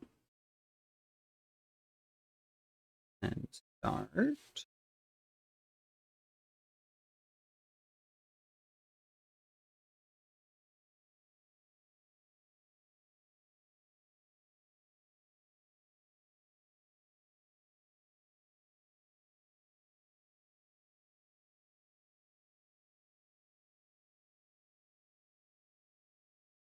Yeah, it's struggling. Why is it struggling so bad?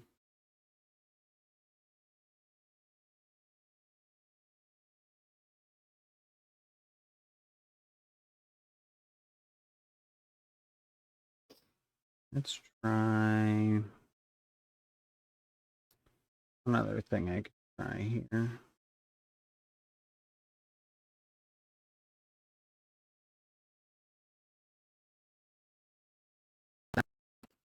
Whoop. And the demo crashed.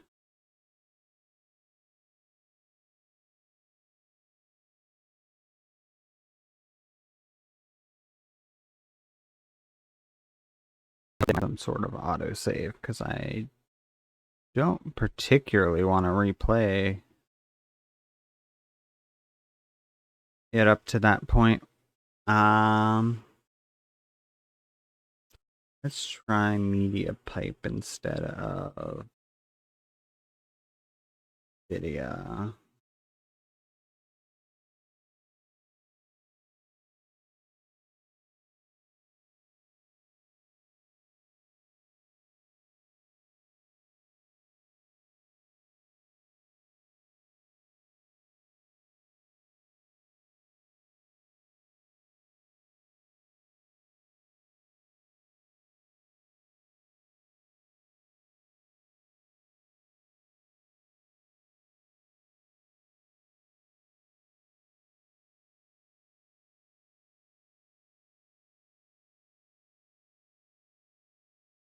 Having a little bit of trouble telling when I am blinking, but beyond that, it's working, so.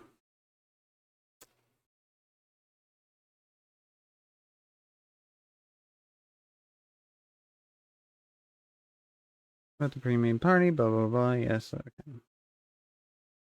Load, yay. Okay.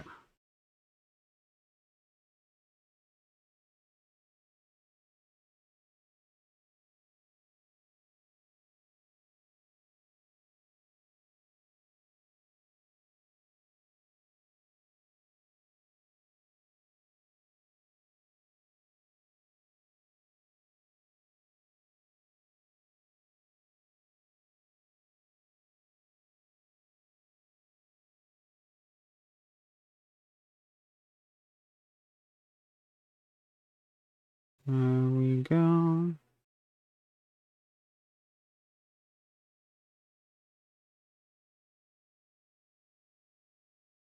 I think maybe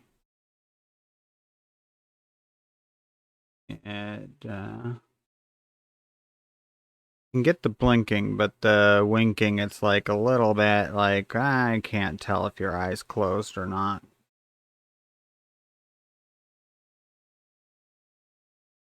So I might have to tweak that. But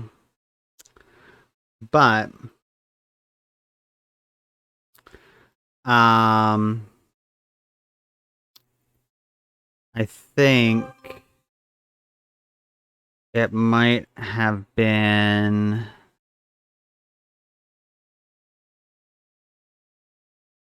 overloading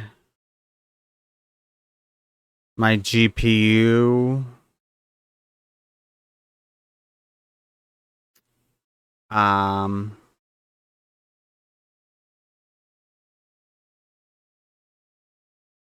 Because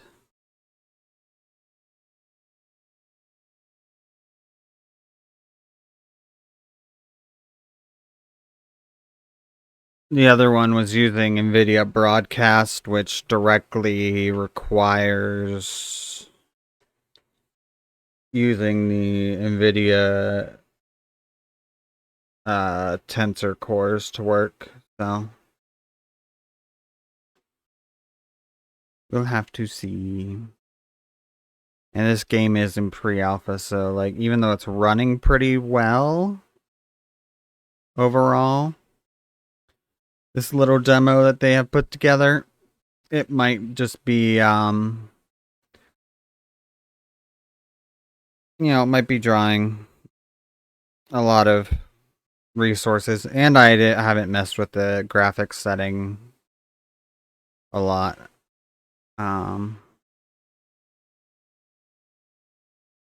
You're holding out up on us. Why? I don't think that's a correct.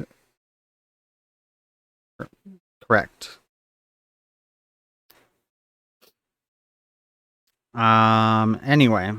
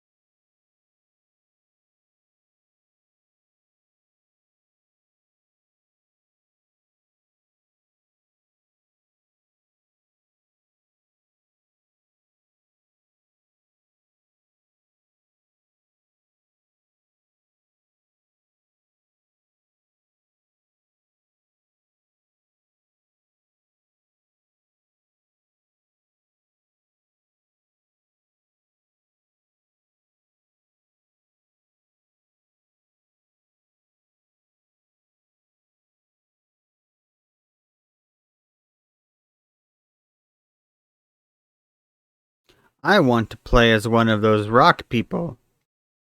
I don't think we'll get to, but it would be cool. They're pretty cool looking.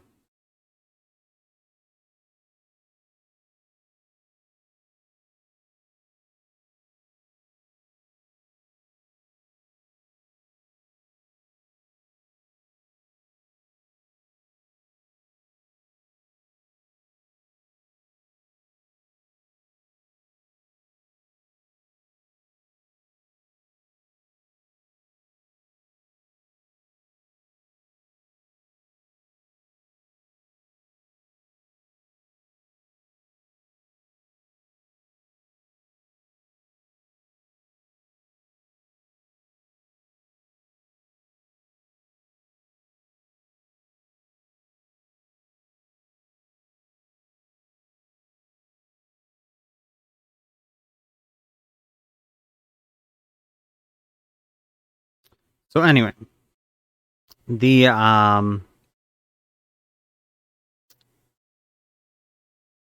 rhino beetle story. Um, so my first session in my D&D campaign that I'm playing in, like my introduction to the party, basically, like first thing was a combat encounter. Um,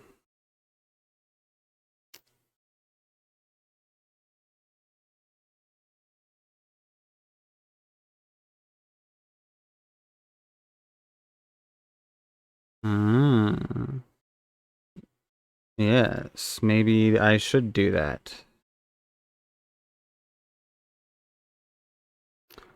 Um,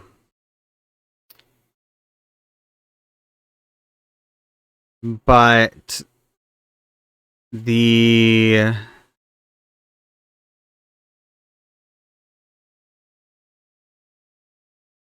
uh like we were just fighting like one. It was a reskinned woolly mammoth, but it was a like giant beetle with like the head of a rhinoceros, right? And so we're fighting this thing. Uh-oh. And what's going on? Why can't I go? Where? Okay, there we go. And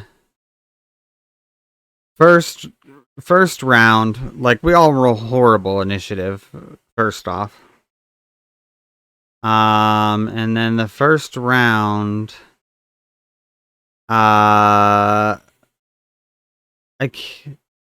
I know that the DM crit on their first attack.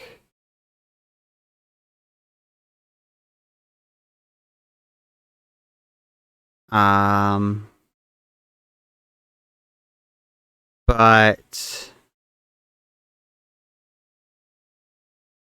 I'm not sure. I can't remember if they crit on both of the beetle's attacks on the monk. But they almost kill, like, made the monk go unconscious in the first uh, round of combat. And we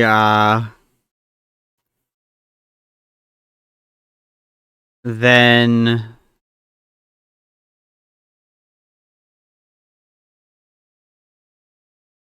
had to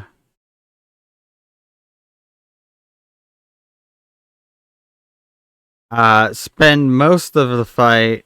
I spent most of the fight just making sure people were alive, while the rest of the party dealt with actually killing the beetle. And yet, at the same time, I ended up dealing the final blow, but it was because the sorcerer in our party let me. The DM was basically like, well, like the sorcerer was like how bad does this thing look? And the DM was like, it looks like really bad. Like you could probably, like it only has like one hit point, sort of bad.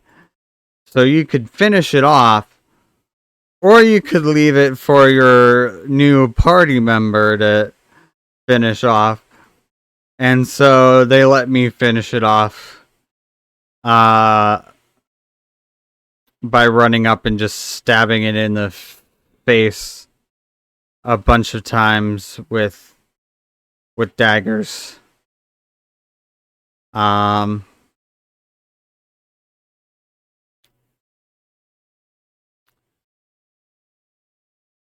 because at the time that was all I had as far as weapons went. Is I had 4 daggers.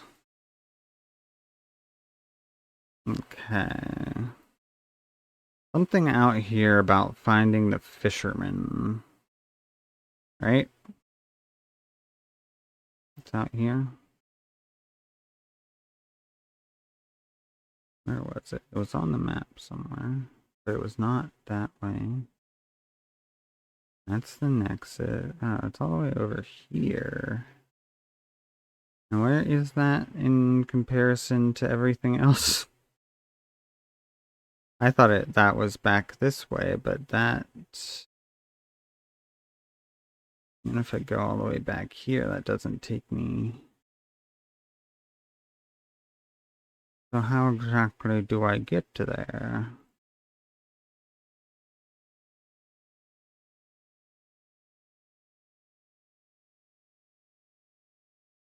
Well, I convinced Nasher to free Jabori by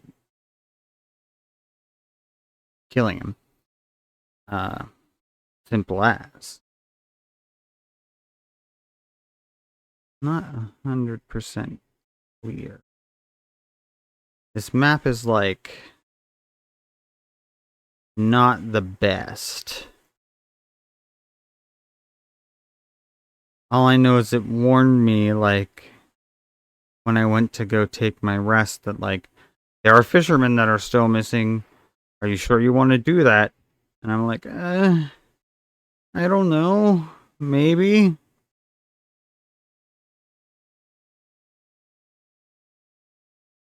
So I guess maybe it isn't back this way? There's some other way to go?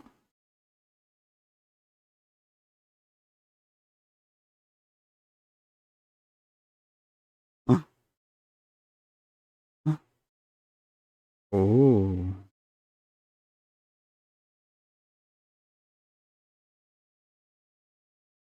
Well, he's in our party, but I can't open his inventory or anything, so...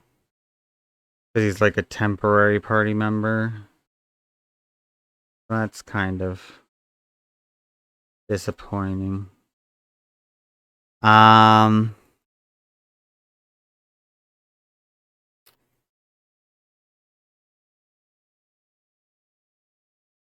Hmm.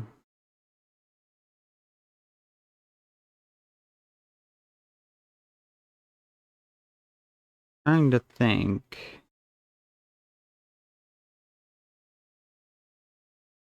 And then our second session of D&D, we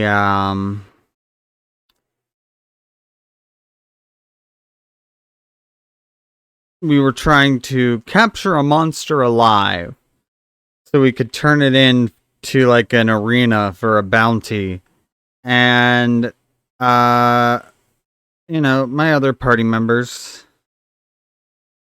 you know, the sorcerer immediately is like, let's go for the hardest one. I didn't think that was a great idea, but I'm like, but the monk like agreed pretty quickly, and I was like, okay, well, that's 2-1, so I'm just not gonna say anything. I'll let this play out. So we go after the most difficult one. It ends up being a Grick, which um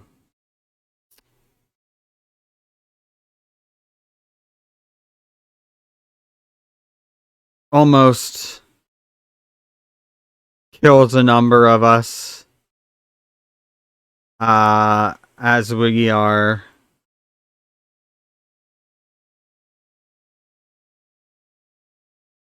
fighting it.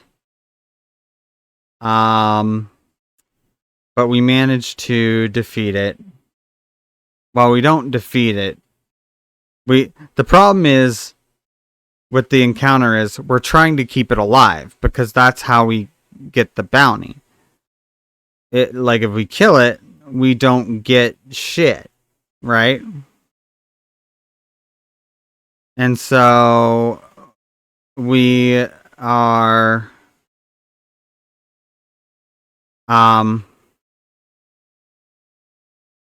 focus like, especially me, I'm focusing on like, well, we got to keep this thing alive. We can't kill it because then that defeats the whole purpose of coming here. And then we okay, this must be where the fisherman would be.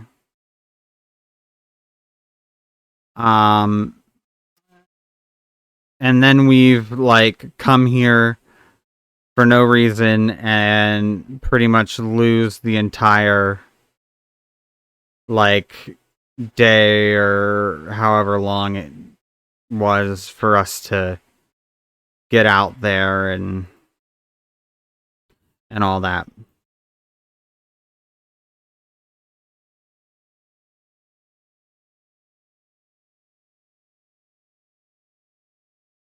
Oh no, it's a bunch of crabs again.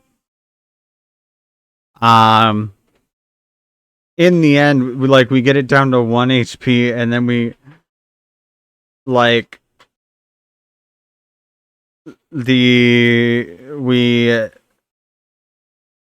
try and knock it unconscious.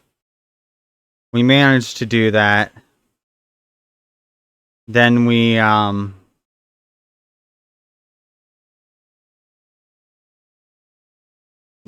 he's still got hit. Then we have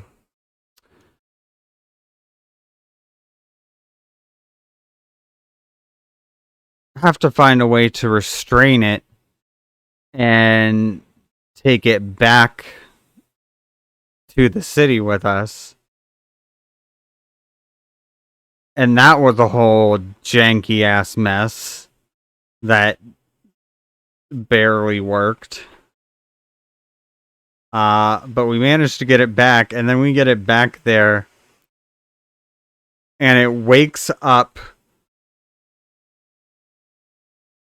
Oh, the fisher folk are gonna attack the crabs and probably end up dying. Perfect. Best plan.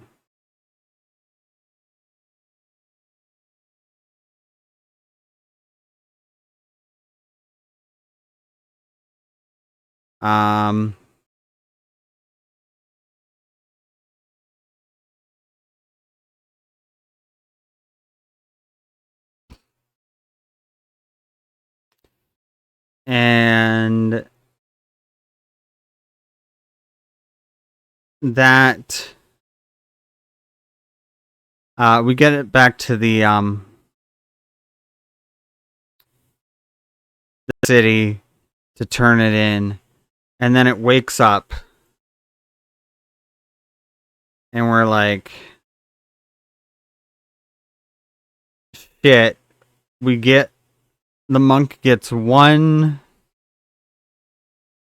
chance to try and knock it unconscious again, fails to hit, and so then it breaks free, attacks some of the guards for this arena, and so then we don't get our full well, they don't want to give us our full reward. I don't know if we ultimately ended up getting our full reward or not, because I don't know what it should have been. We did end up intimidating them into like giving us more than they wanted to give us anyway.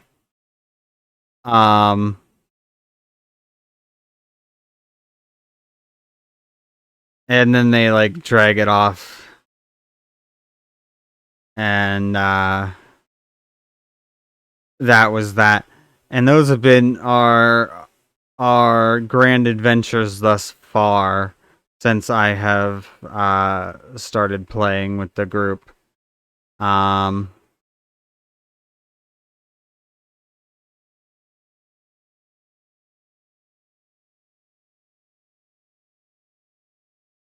and hopefully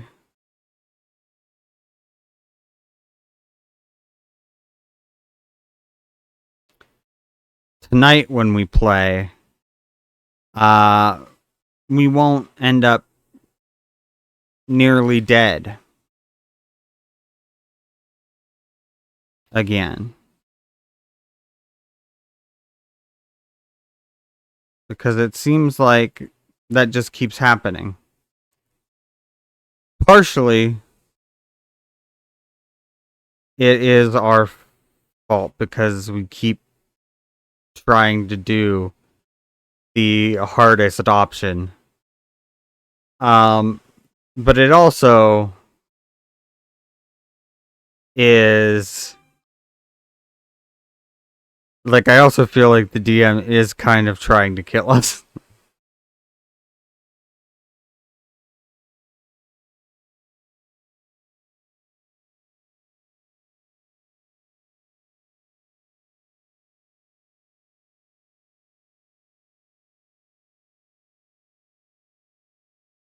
Hmm. Oof, he's dying.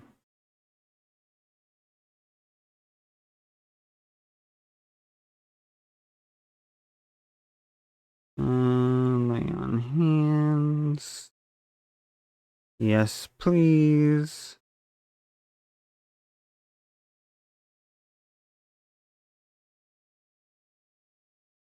And turn. You just keep missing. That's fine by me.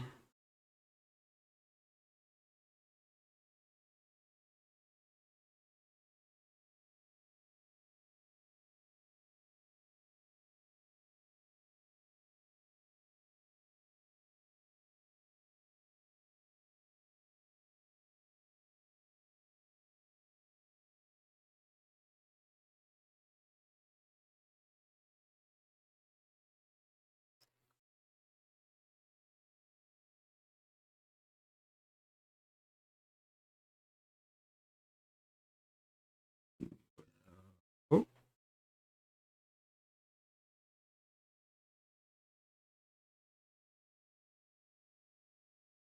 bam. Now protect ally.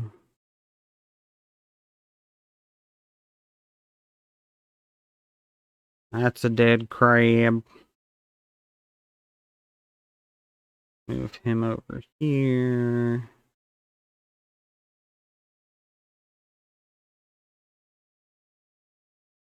Cast some scorching rays.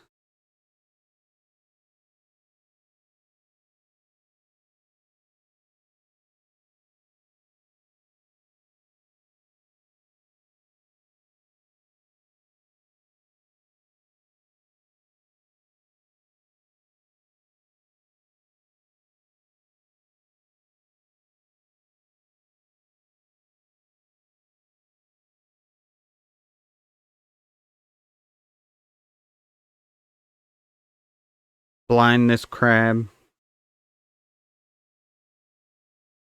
Not that it could hit for shit anyway, but why not? Especially because after this battle, we're gonna go and uh, I can't. Oh wait, maybe I can't. Maybe it was just asking me if I wanted to do that. Yeah. After this battle, we're gonna go and rest. Anyway.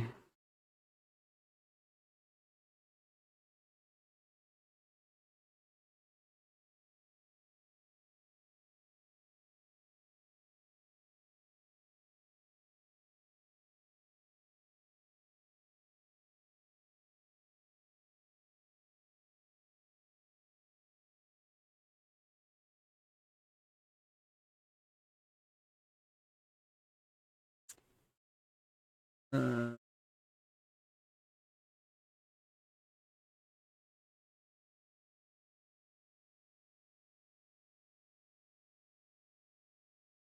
Critical miss.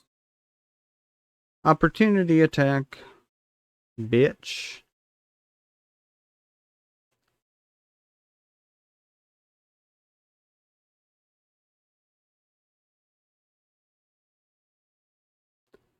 Don't think. No, he can't get over from there.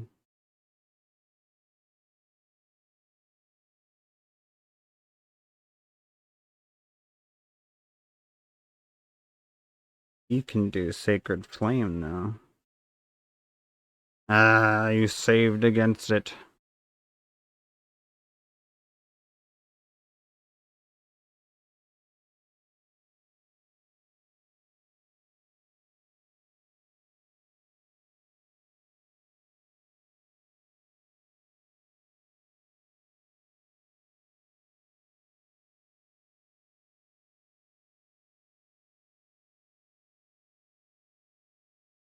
Bam.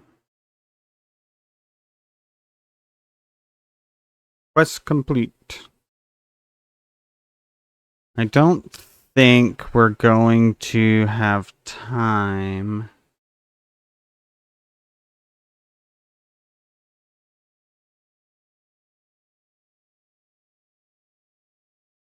Um,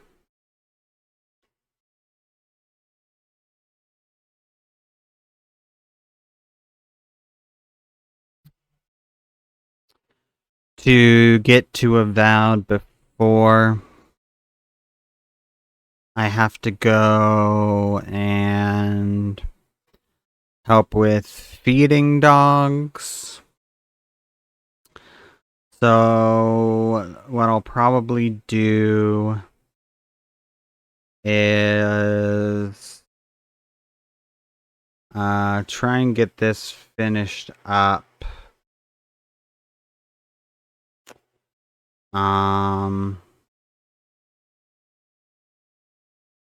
And then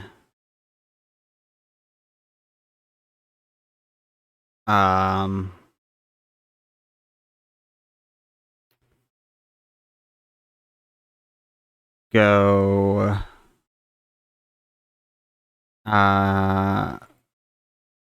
like end stream or whatever, and then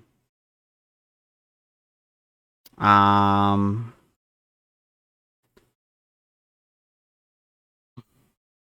back and stream after we've got dogs fed and I've gotten something to eat real quick, and stream until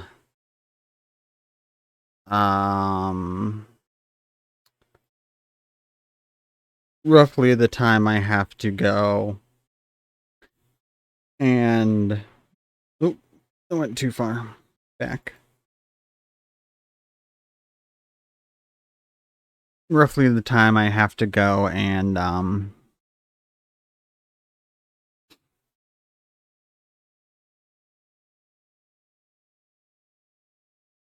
play D&D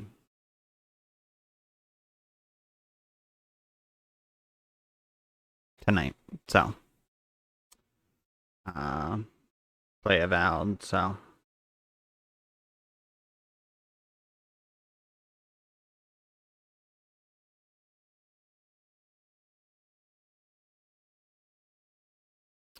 but I do want to play some Avowed today. But when I saw that this had come out, I was like, well, I've got to check this out.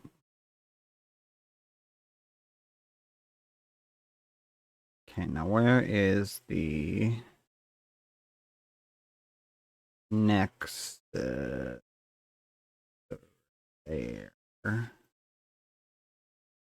Right.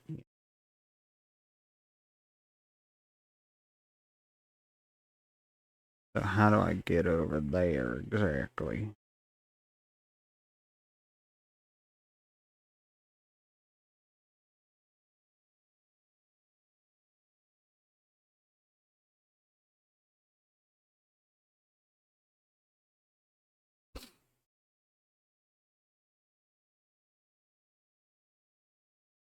That's, maybe do I go over here? I don't think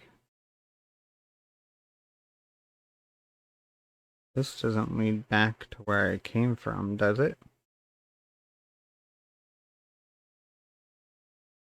Does it? No, it does. Okay. Never mind.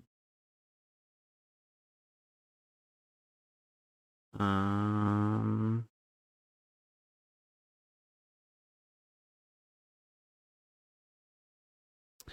we'll say I do wish the map were slightly more helpful in like showing me how like it looks nice, but it's like I'm having trouble like looking at it and telling like where I am and how to get to different other places and things of that nature. Um and that's not ideal.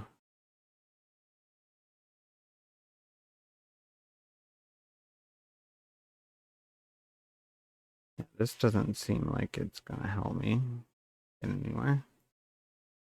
Oh, wait a minute. Wait. I remember now where we gotta go. The whole reason for us resting. They said we had to wait for the tide.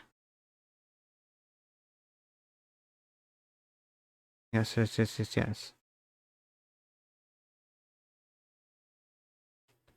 it should be this over here. That the part where I was like, does this lead back to where I just came from? And the answer is yes, it does. But also,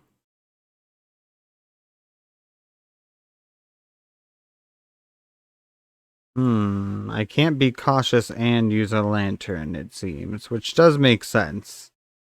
I suppose enemies would be alerted by your light and not so easily surprised.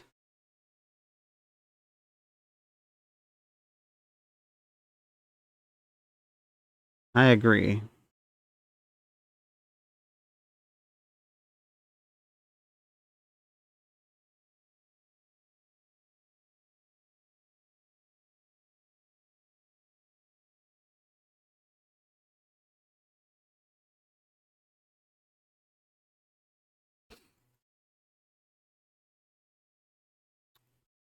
What is in the box?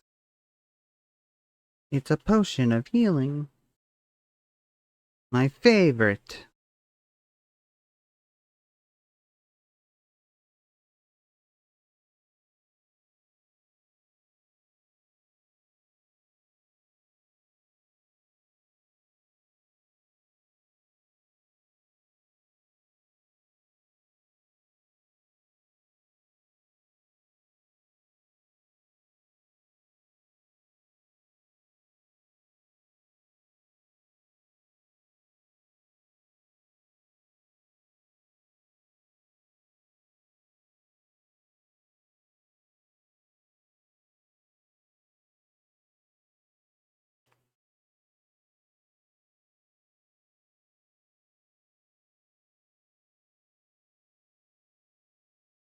It's the Nexus.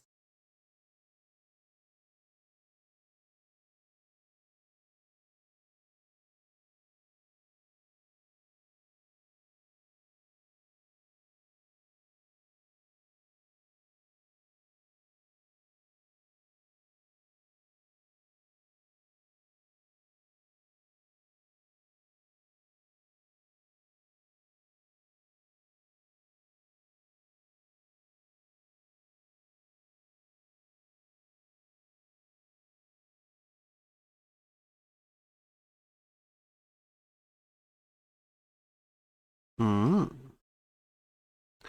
Ivuli.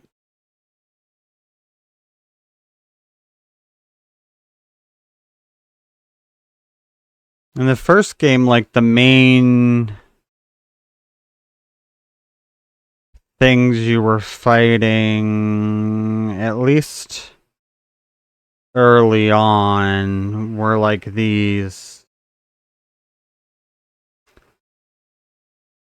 um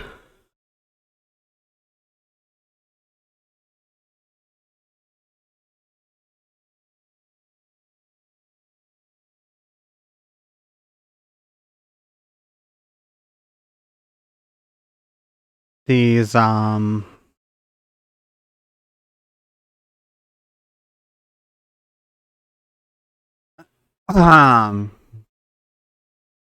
sorry, my throat's kind of scratchy. I think I might be getting some sort of flu or something of that nature.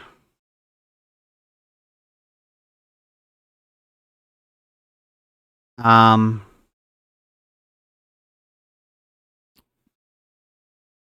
but the like main enemies you fought at least early on in the first game were these like lizard like things that like could turn invisible and like take the guise of other people and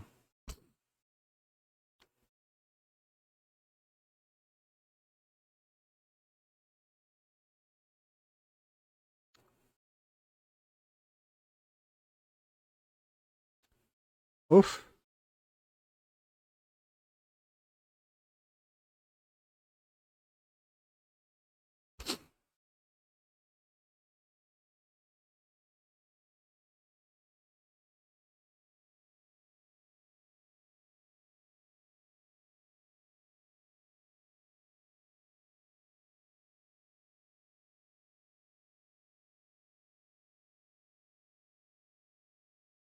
Cast bless.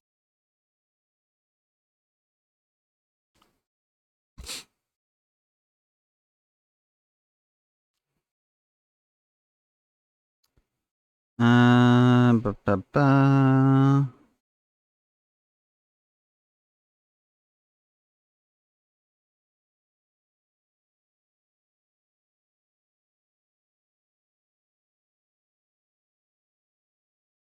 Ah, they explode.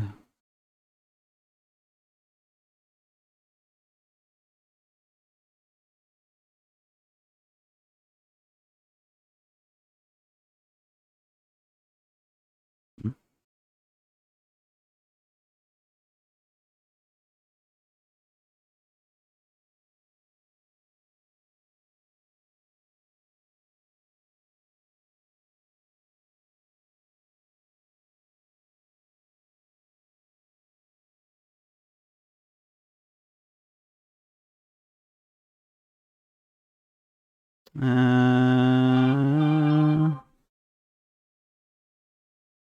shield.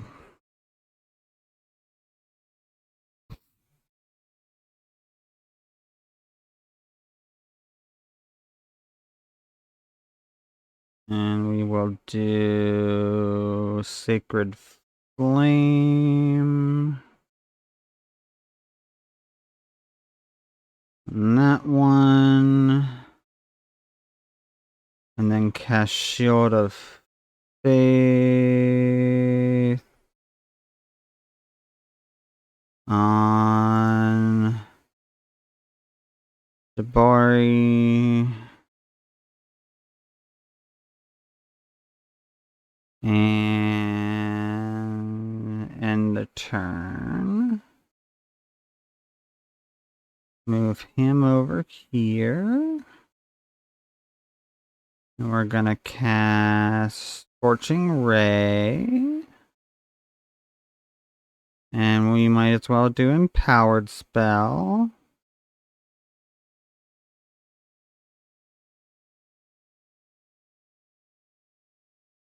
Kill that guy.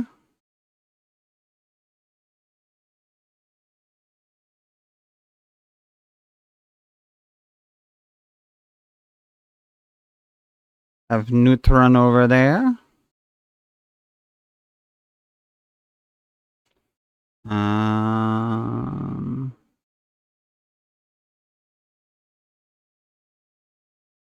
Okay.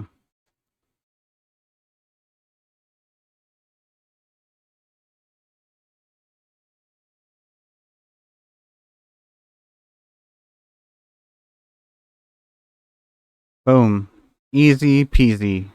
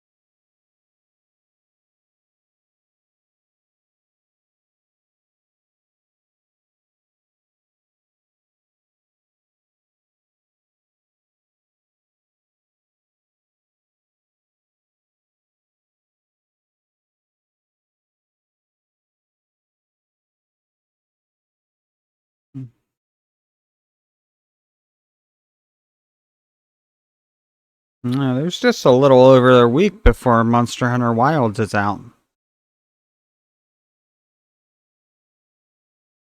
And I am very excited for it. I want to try to stream it. I don't know for sure how it will go. Because I know it is going to be resource intensive. Like graphics, like with on my graphics card and stuff. And I don't know as far as like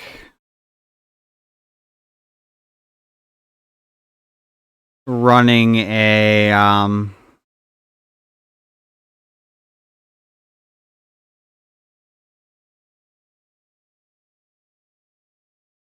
VTuber model, whether or not it will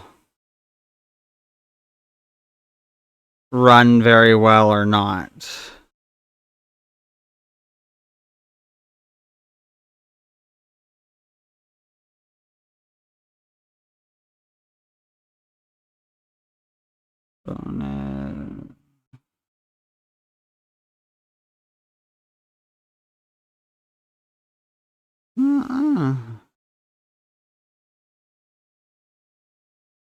Can't see her. I guess we'll just do Expeditious Retreat and run all the way over here.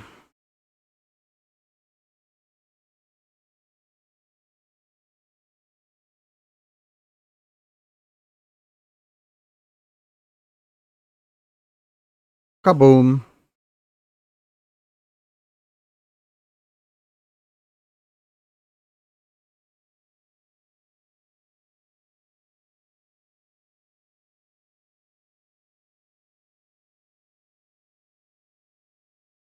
Another great axe. That does me no good. I really would like a ranged attack option for the rogue, please.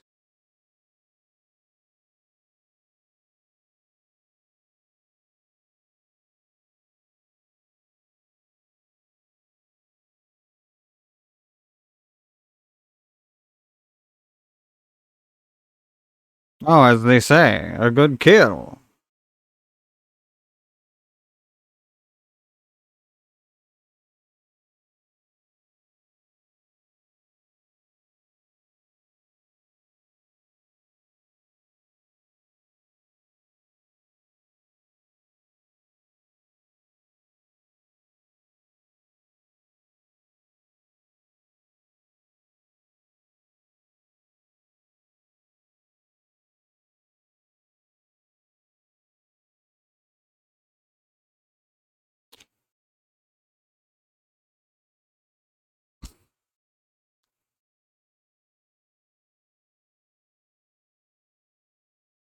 Mm.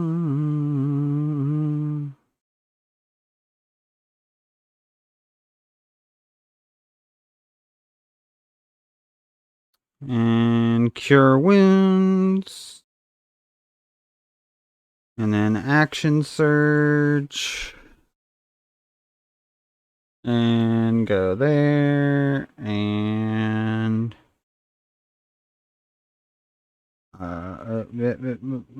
whack 'em.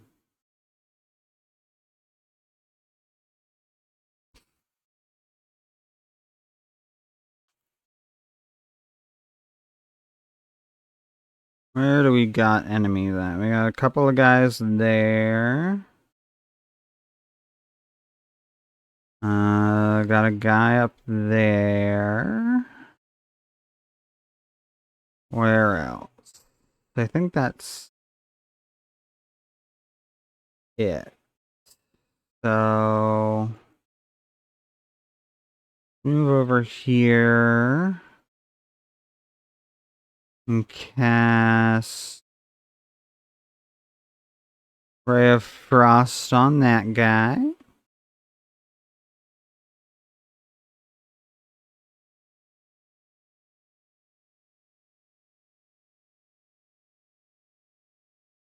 Then we'll bonus action dash over here.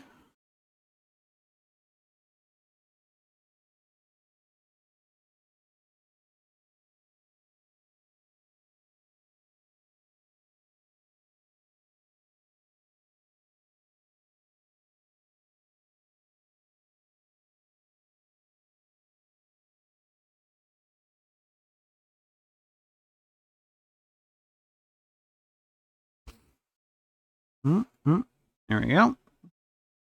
Sneak attack.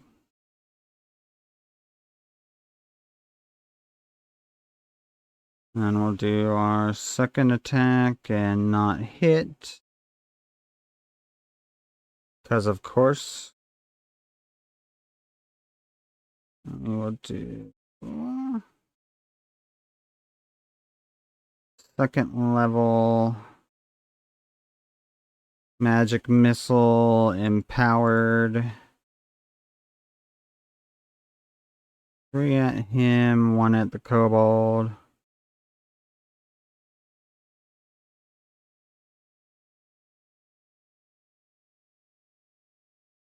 Oh, no, there's one guy behind us coming up. There's a couple guys actually from behind.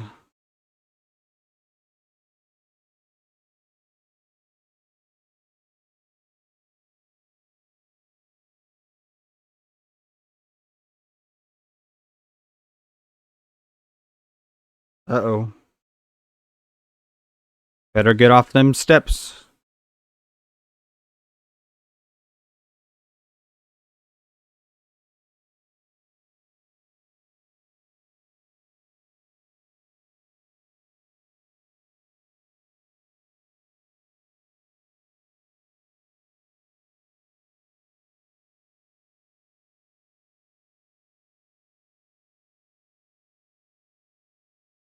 Hmm.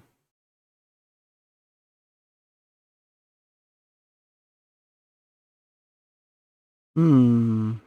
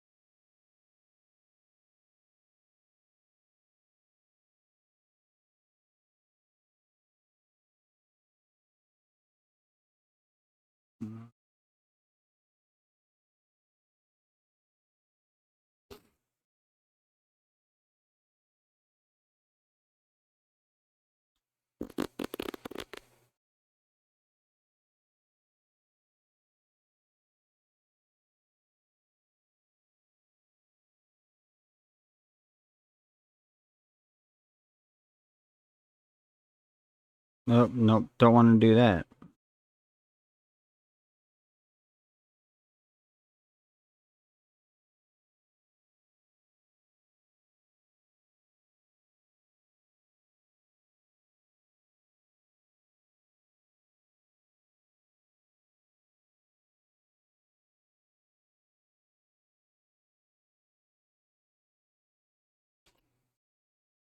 He is not king. He's, Ew.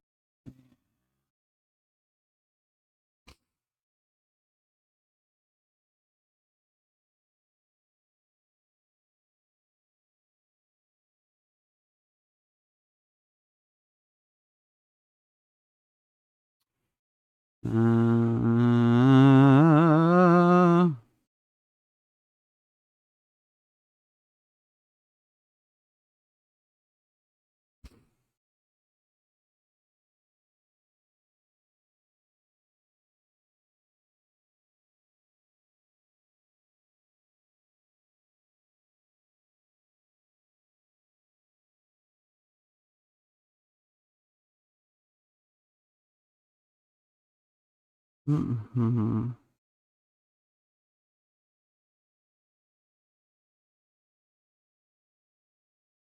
Okay, that's a good move. Or as good a move as any that I can make there.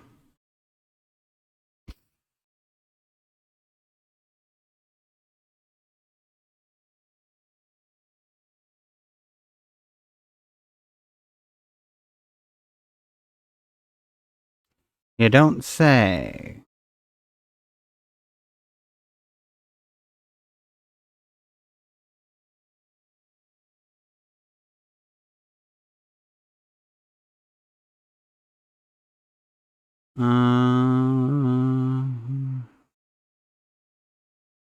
There's still the Mana Weaver over here.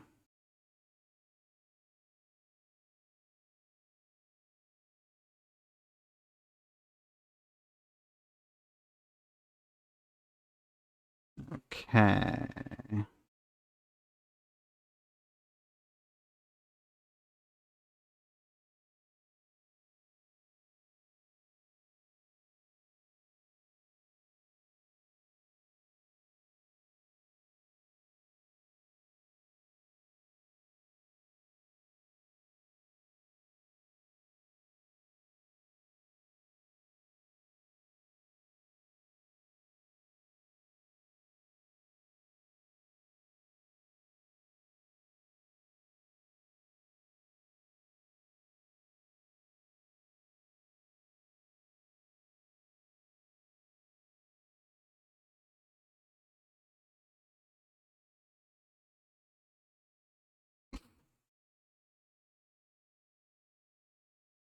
Might as well use that.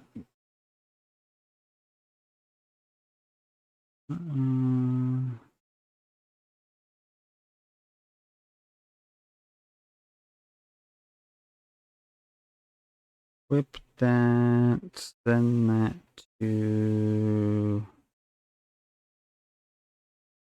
him.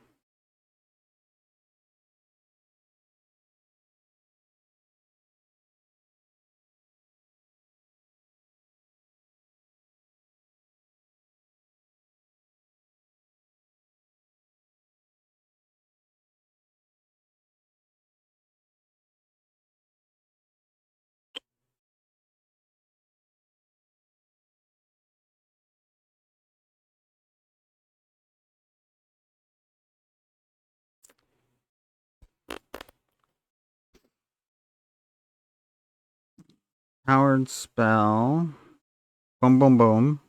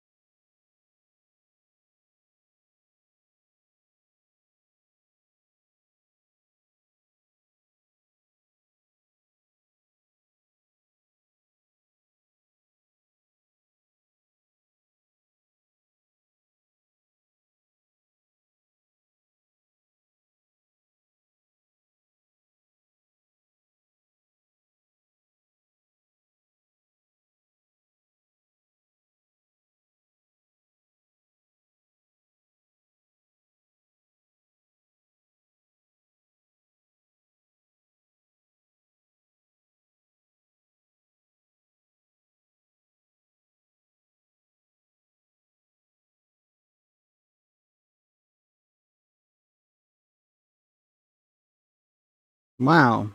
What a terrible roll.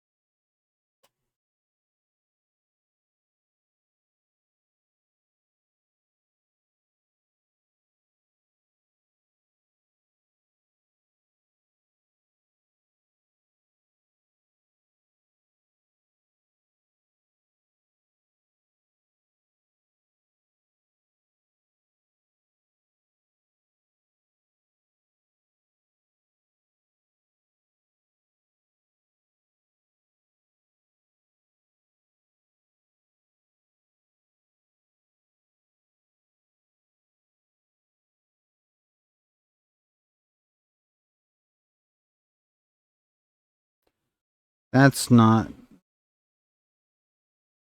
ideal.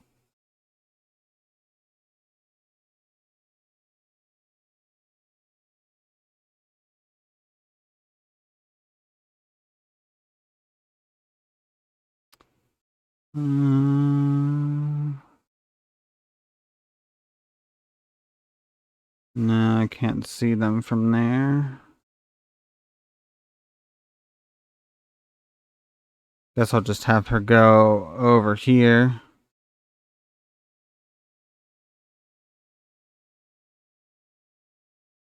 Hey, I get that. But have you considered that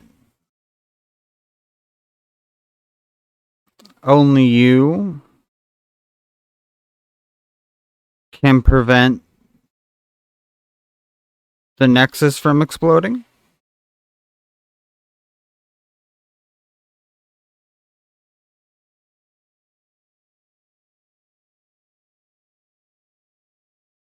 Why won't it let me attack? What do you mean out of range?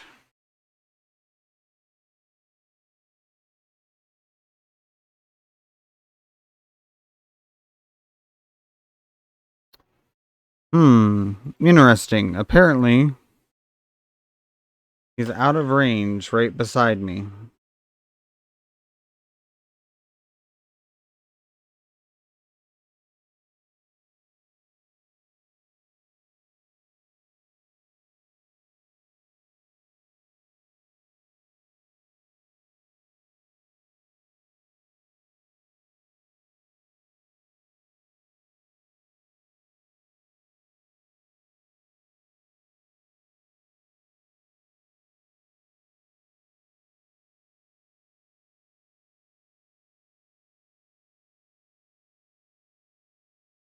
Oh, no.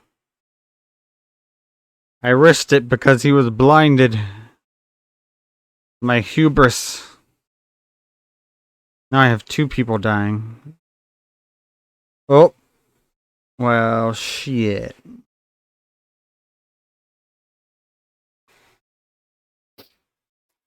Okay, let's try that again.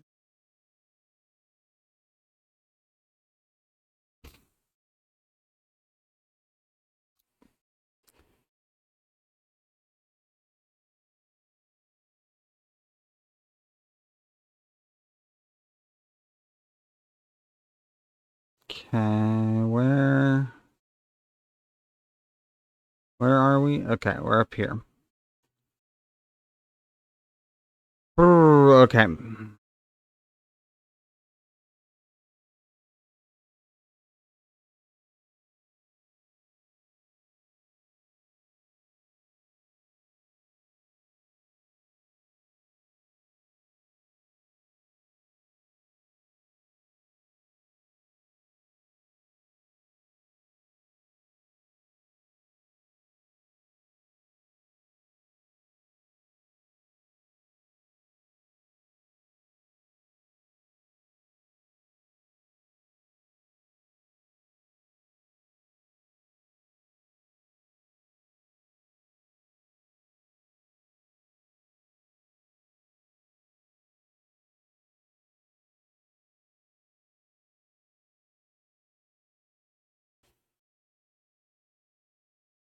Do do do do do do do do do.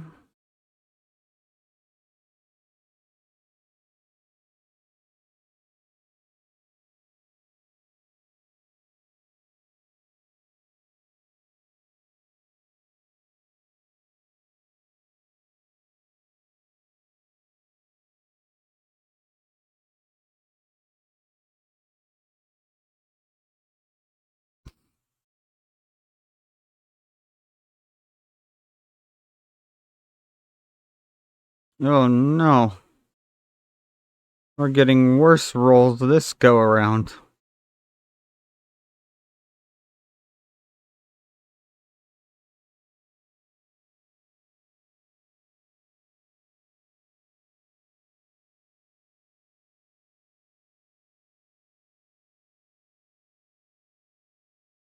No.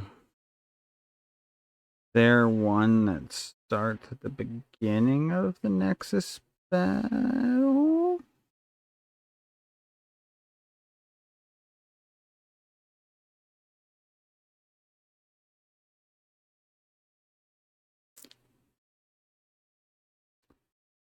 Oh no, I can't tell when any of these are. Let's go. Let's try this one. Where does this one take me to? How far back?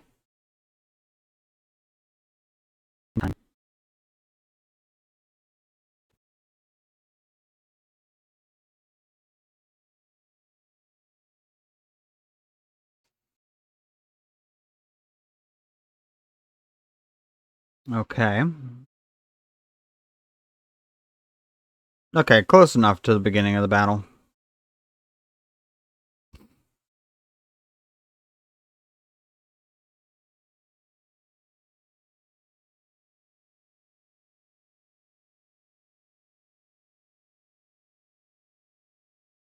Mm.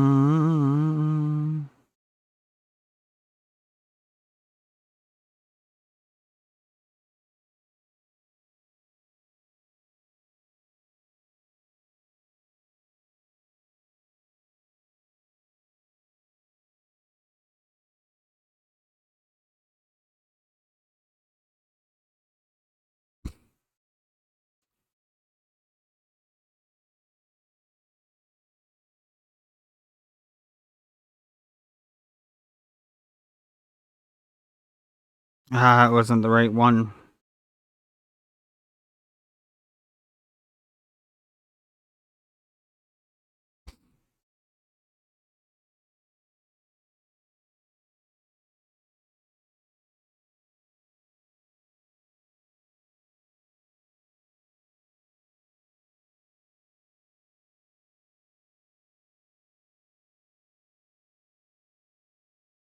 I get it. The Nexus really doesn't look good.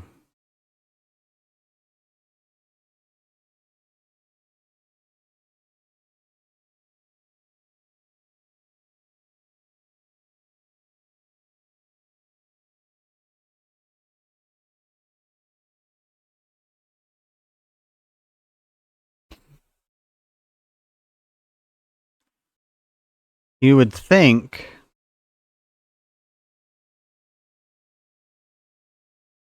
that that they never told me that the Nexus didn't look good.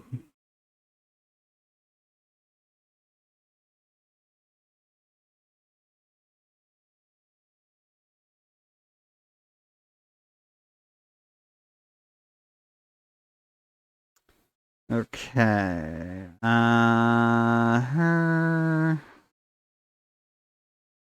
I don't want to reach the dropped loot. I want to attack you, and then second wind.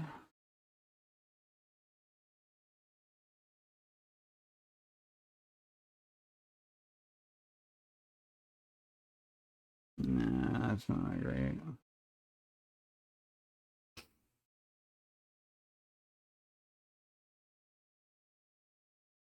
Still not a great shot. confirm. It goes there and this bitch can go up here.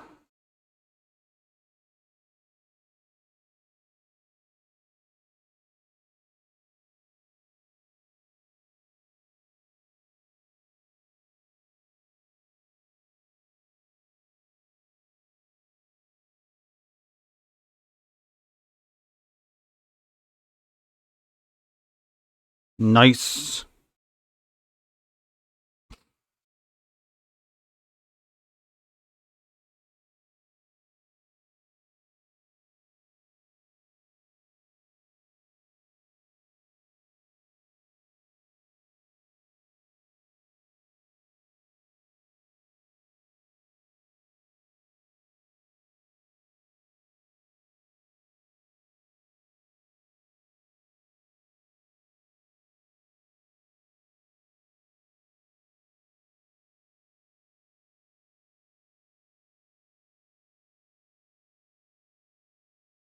Well, fuck.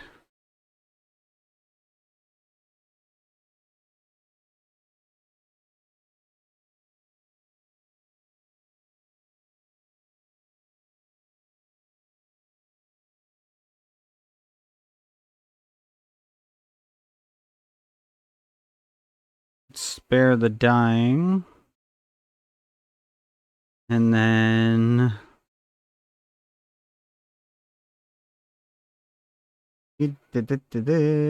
send that to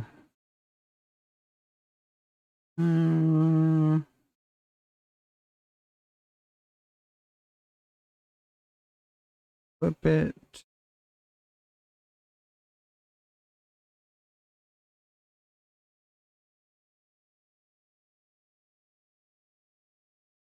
Oh no. Don't want to do that. Like, what does that do?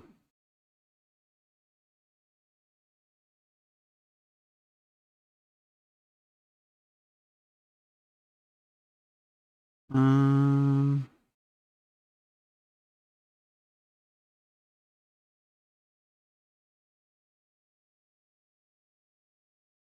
nice.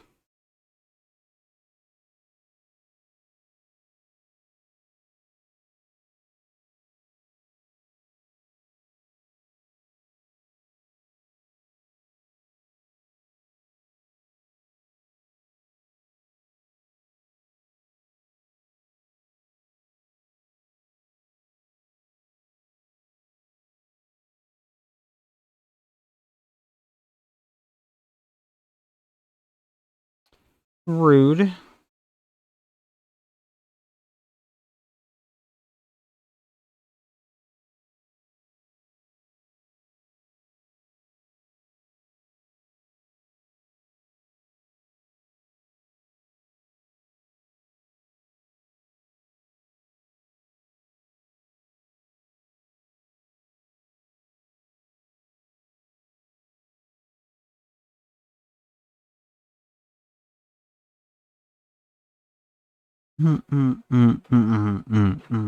Bum bum bum ba da da dum bum.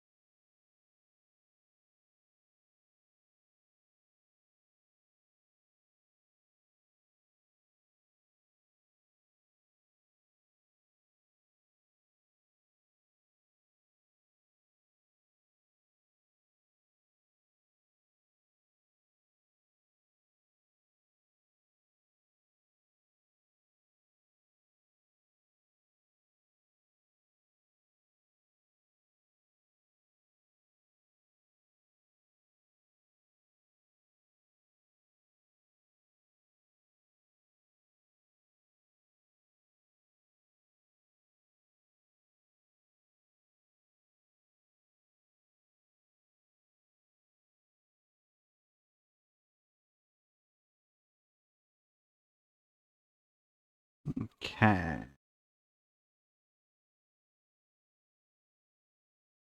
Uh,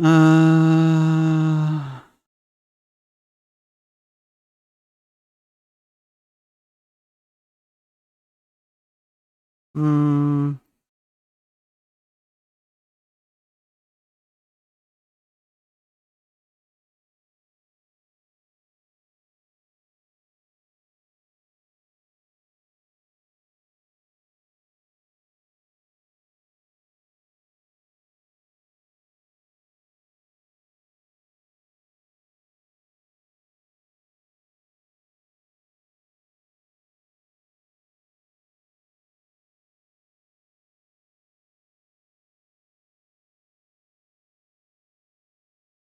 oh, my stomach has not felt good at all today.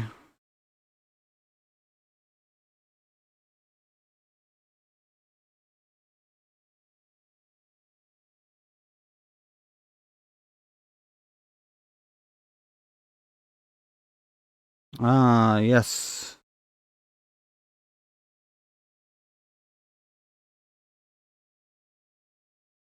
The classic.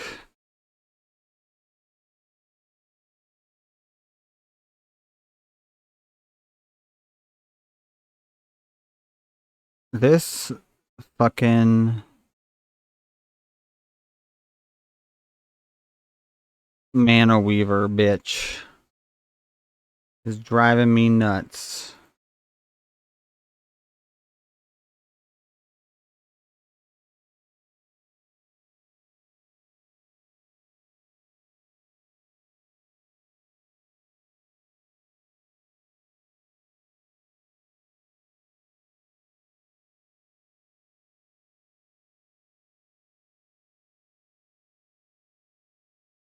Mm,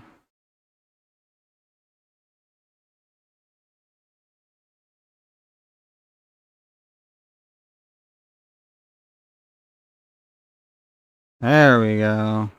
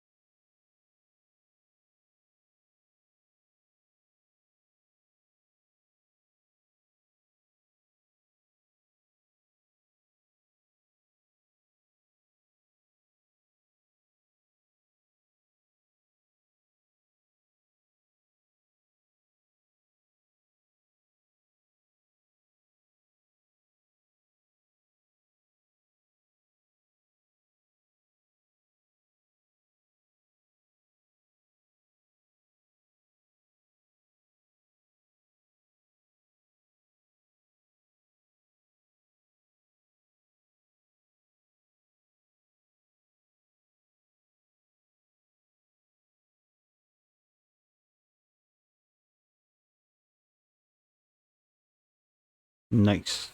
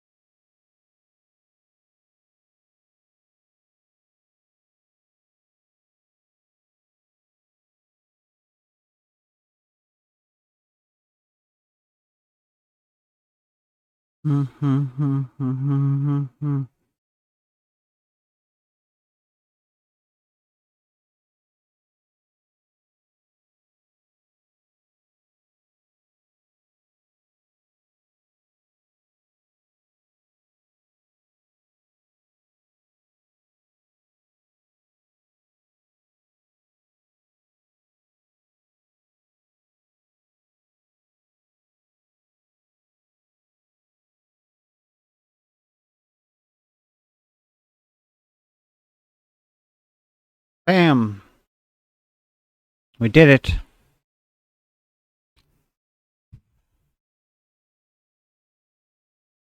I don't think that was the right voice coming out of that body.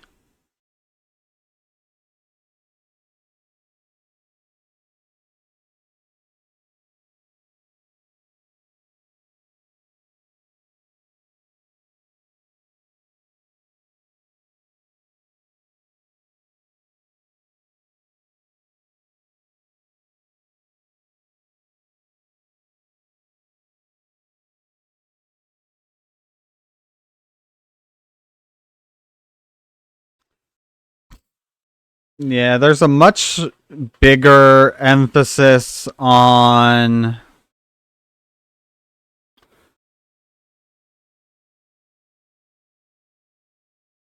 story in this one. That's the main antagonist. Uh, which is exciting to me because I like my story in games. I like my lore. End of demo. Gonna enter early access later in 2025.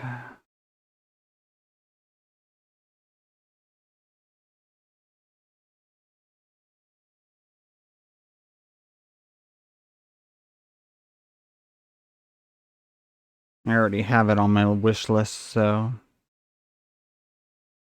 But yeah, that's the demo. And it's pretty much time for me to go and feed the dog. I am going to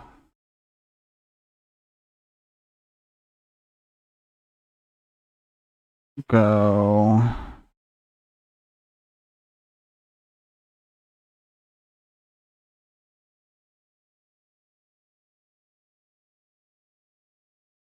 and join their Discord. But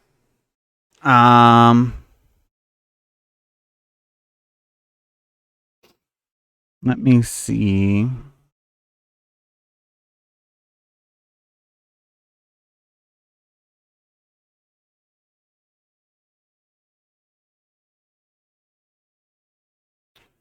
Ba, ba, ba, ba, ba, ba.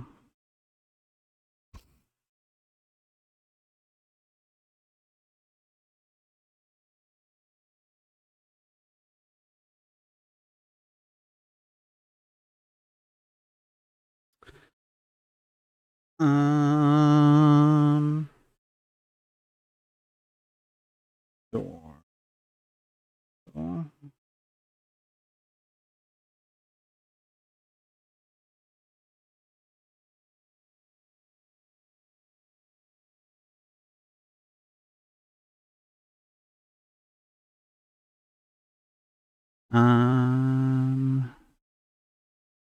I'm gonna send you over there. She's pretty fun, I believe. So, I don't know if you want to go over there. Go ahead. She's playing Avowed right now, so but she's very into lore and story as well. So.